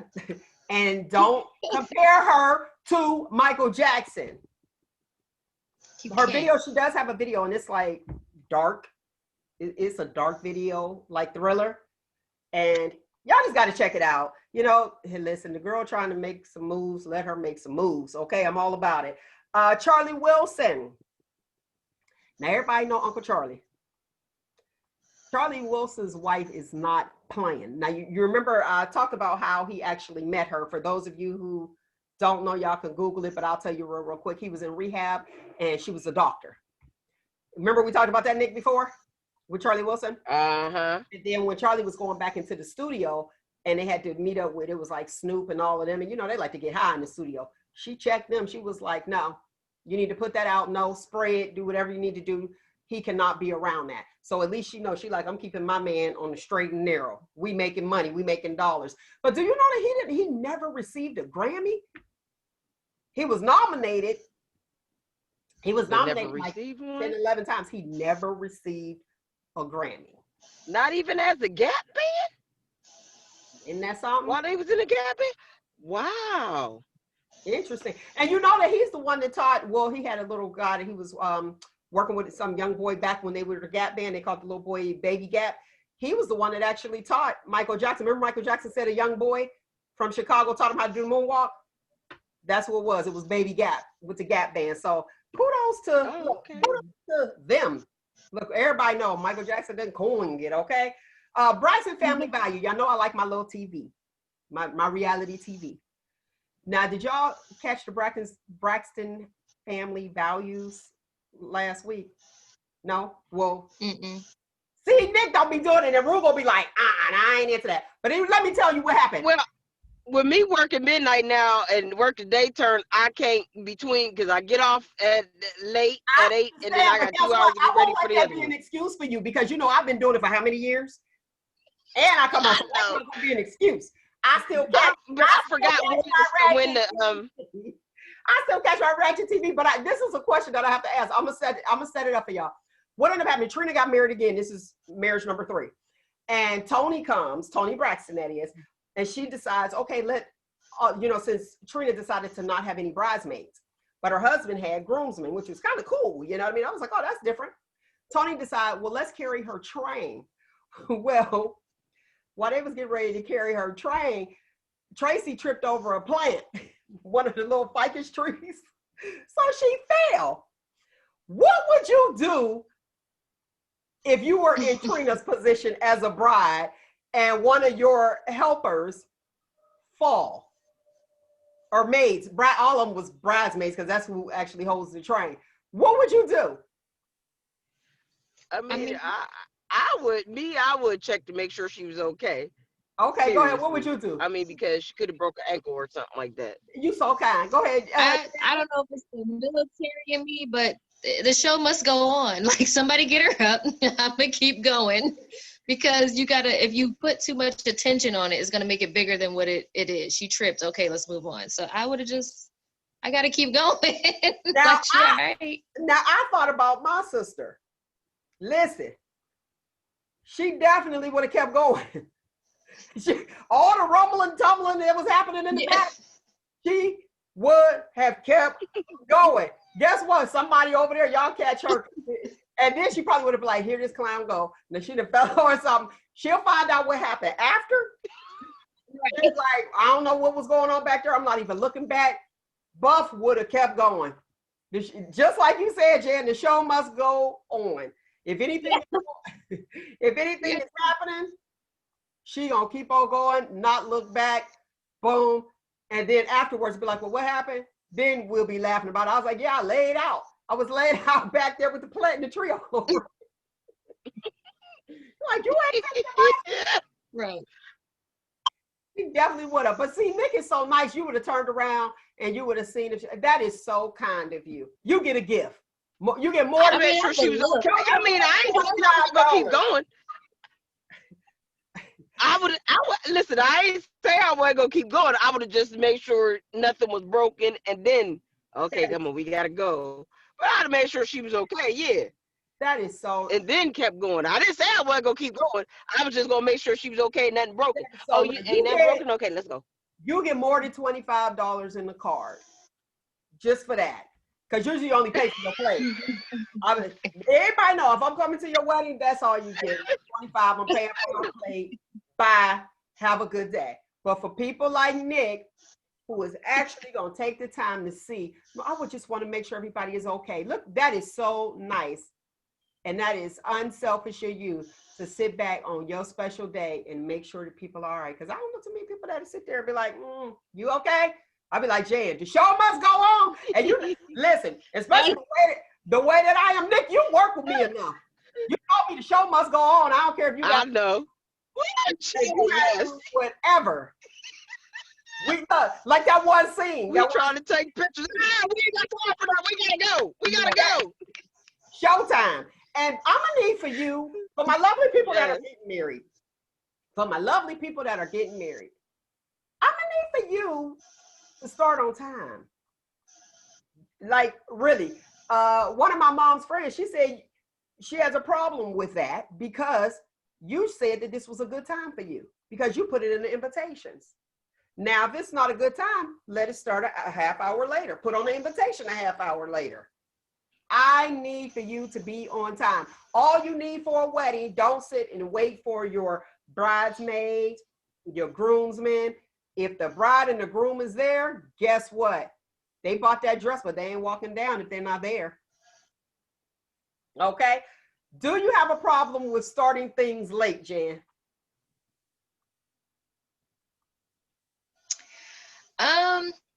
I do.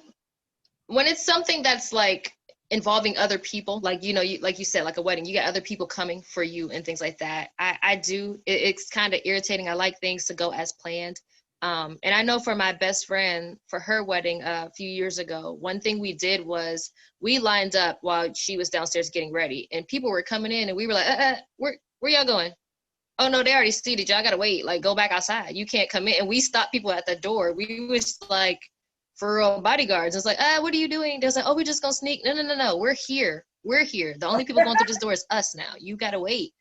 So it was like, y'all had time. We waited because we know they were trying to get seating. But it was like, I'm sorry, the grace period is over. You can see us when we walk out. You can't go in right now. So I mean, that's just, I feel like it's inconsiderate.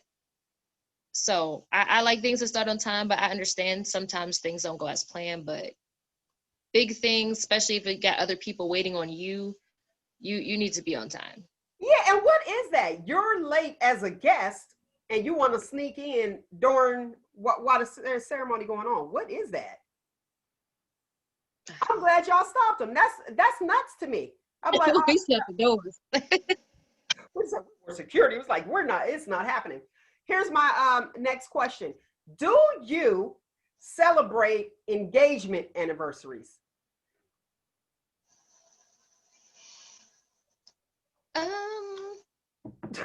Look at Nick. I like, mean, maybe the first one if you didn't get married yet in that year, but I don't see why, because once you become married, that's your anniversary now. So there's not a point.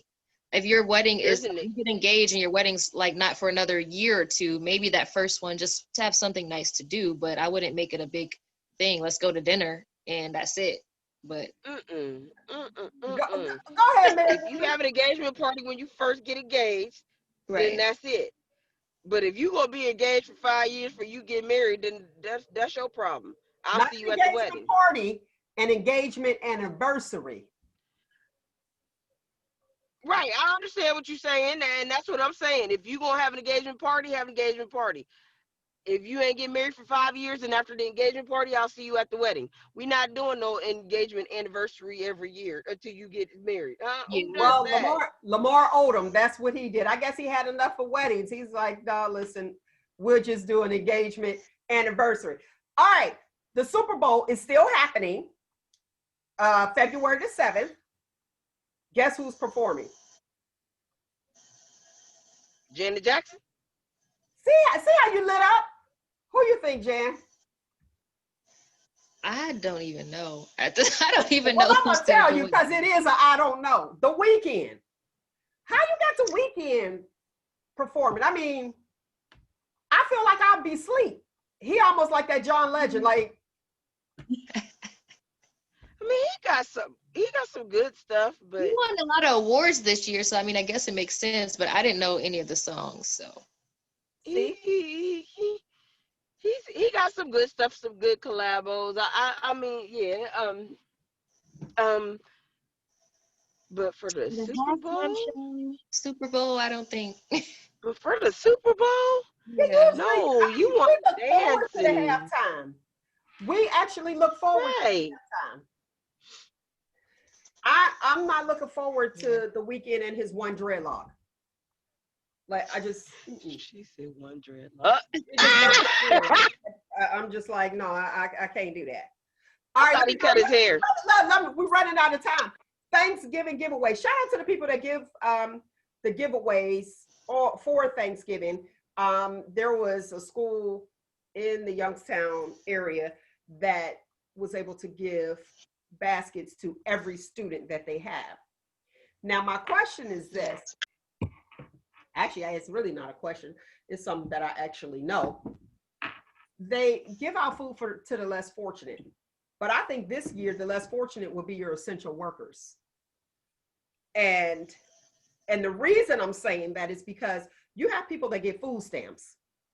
And we're giving it to them because we think that they don't have when they have. And then you got an additional, additional $300 in food stamps that they was giving out because your girl checked on it to see if you had, students that were staying at home. So you had an additional $300 on top of whatever amount that you were getting before. And then you get a basket, but then you have your essential workers that was out there working on the front line. People at home was getting unemployment, $600 on top of their unemployment, making more money than the people that were actually risking their life and working, still making the same amount, can't even feed themselves for the holidays or trying to make ends meet to put a meal together. But they're just like, oh, okay. So what's up with that? But those with food stamps gonna have a big old seafood bowl and crab leg spread and everything else off of them food stamps. No many of them that do it. I ain't knocking y'all. Trust me, I'm not. Sounds like a hater. I ain't hating. Well, you're not even gonna lie. I'm gonna say, yeah, I'm hating. I'm hating because I can't afford it. There you go. See, so I think that what they need to be doing, honestly, for you people that are collecting and giving it to the less fortunate, your less fortunate are the people that's going out there like Nate. Shout out to you, Nate, that's busting your tail, every day working, trying to feed your family, barely making it, but you're going to give a basket to somebody. Okay, we're going to feed the less fortunate. The less fortunate are your people that's going to work every day, your essential workers. So y'all need to reevaluate that thing and see what's going on, and give those baskets to the lovely people. And they do have food giveaways, but now they have, with the food giveaways, they want you to show ID. Either you're giving it away or you're not. Why do I got to show you my ID? You gotta show ID. Where? Who did that? Matter of fact, 9 o'clock in the morning, they had a giveaway, but you have to show ID. Some people don't want people to know that they are in need. Why do I have to show ID? Can I just pull up? Are they trying to keep it within Ohio? Maybe that's why, because you have some people coming from Pennsylvania. If your heart is in the right place, and you're giving it away anyway, and it's free, like she said, giving it away, what difference does it make? What difference? Obviously, if they're in need. Yes, they pull. The only thing I can think is that they're keeping track, so they're making sure that one person isn't getting more than one basket or something like that, or one household. But other than that, I mean, don't write like my you said, name they're down. Don't write my name down. Don't. I'm not giving you my email address. I'm not giving you my phone number, because then the people gonna be calling you, talk about your warranty, or vote for this person, that. Listen, they get your information, they sell it. They sell your information for lovely telemarketers. I ain't knocking the telemarketers, because boom, you need a job too. I try to be nice, but they kind of aggressive. No, how did you get my number? Get out of here. This is my cell. You should be calling the home phone. That's why people have home phones. Call that number. How did you get the cell phone number? Not playing. Right. Look, I'm like, not playing. But really, those people that are actually in those positions for the food giveaways, a lot of people aren't putting their names down because they don't want it out there. But it's the essential workers, especially this year, 2020, that are in need and don't have. It's your people that's going to work every day that don't have, and you don't know because they're going there and they got a smile on their face.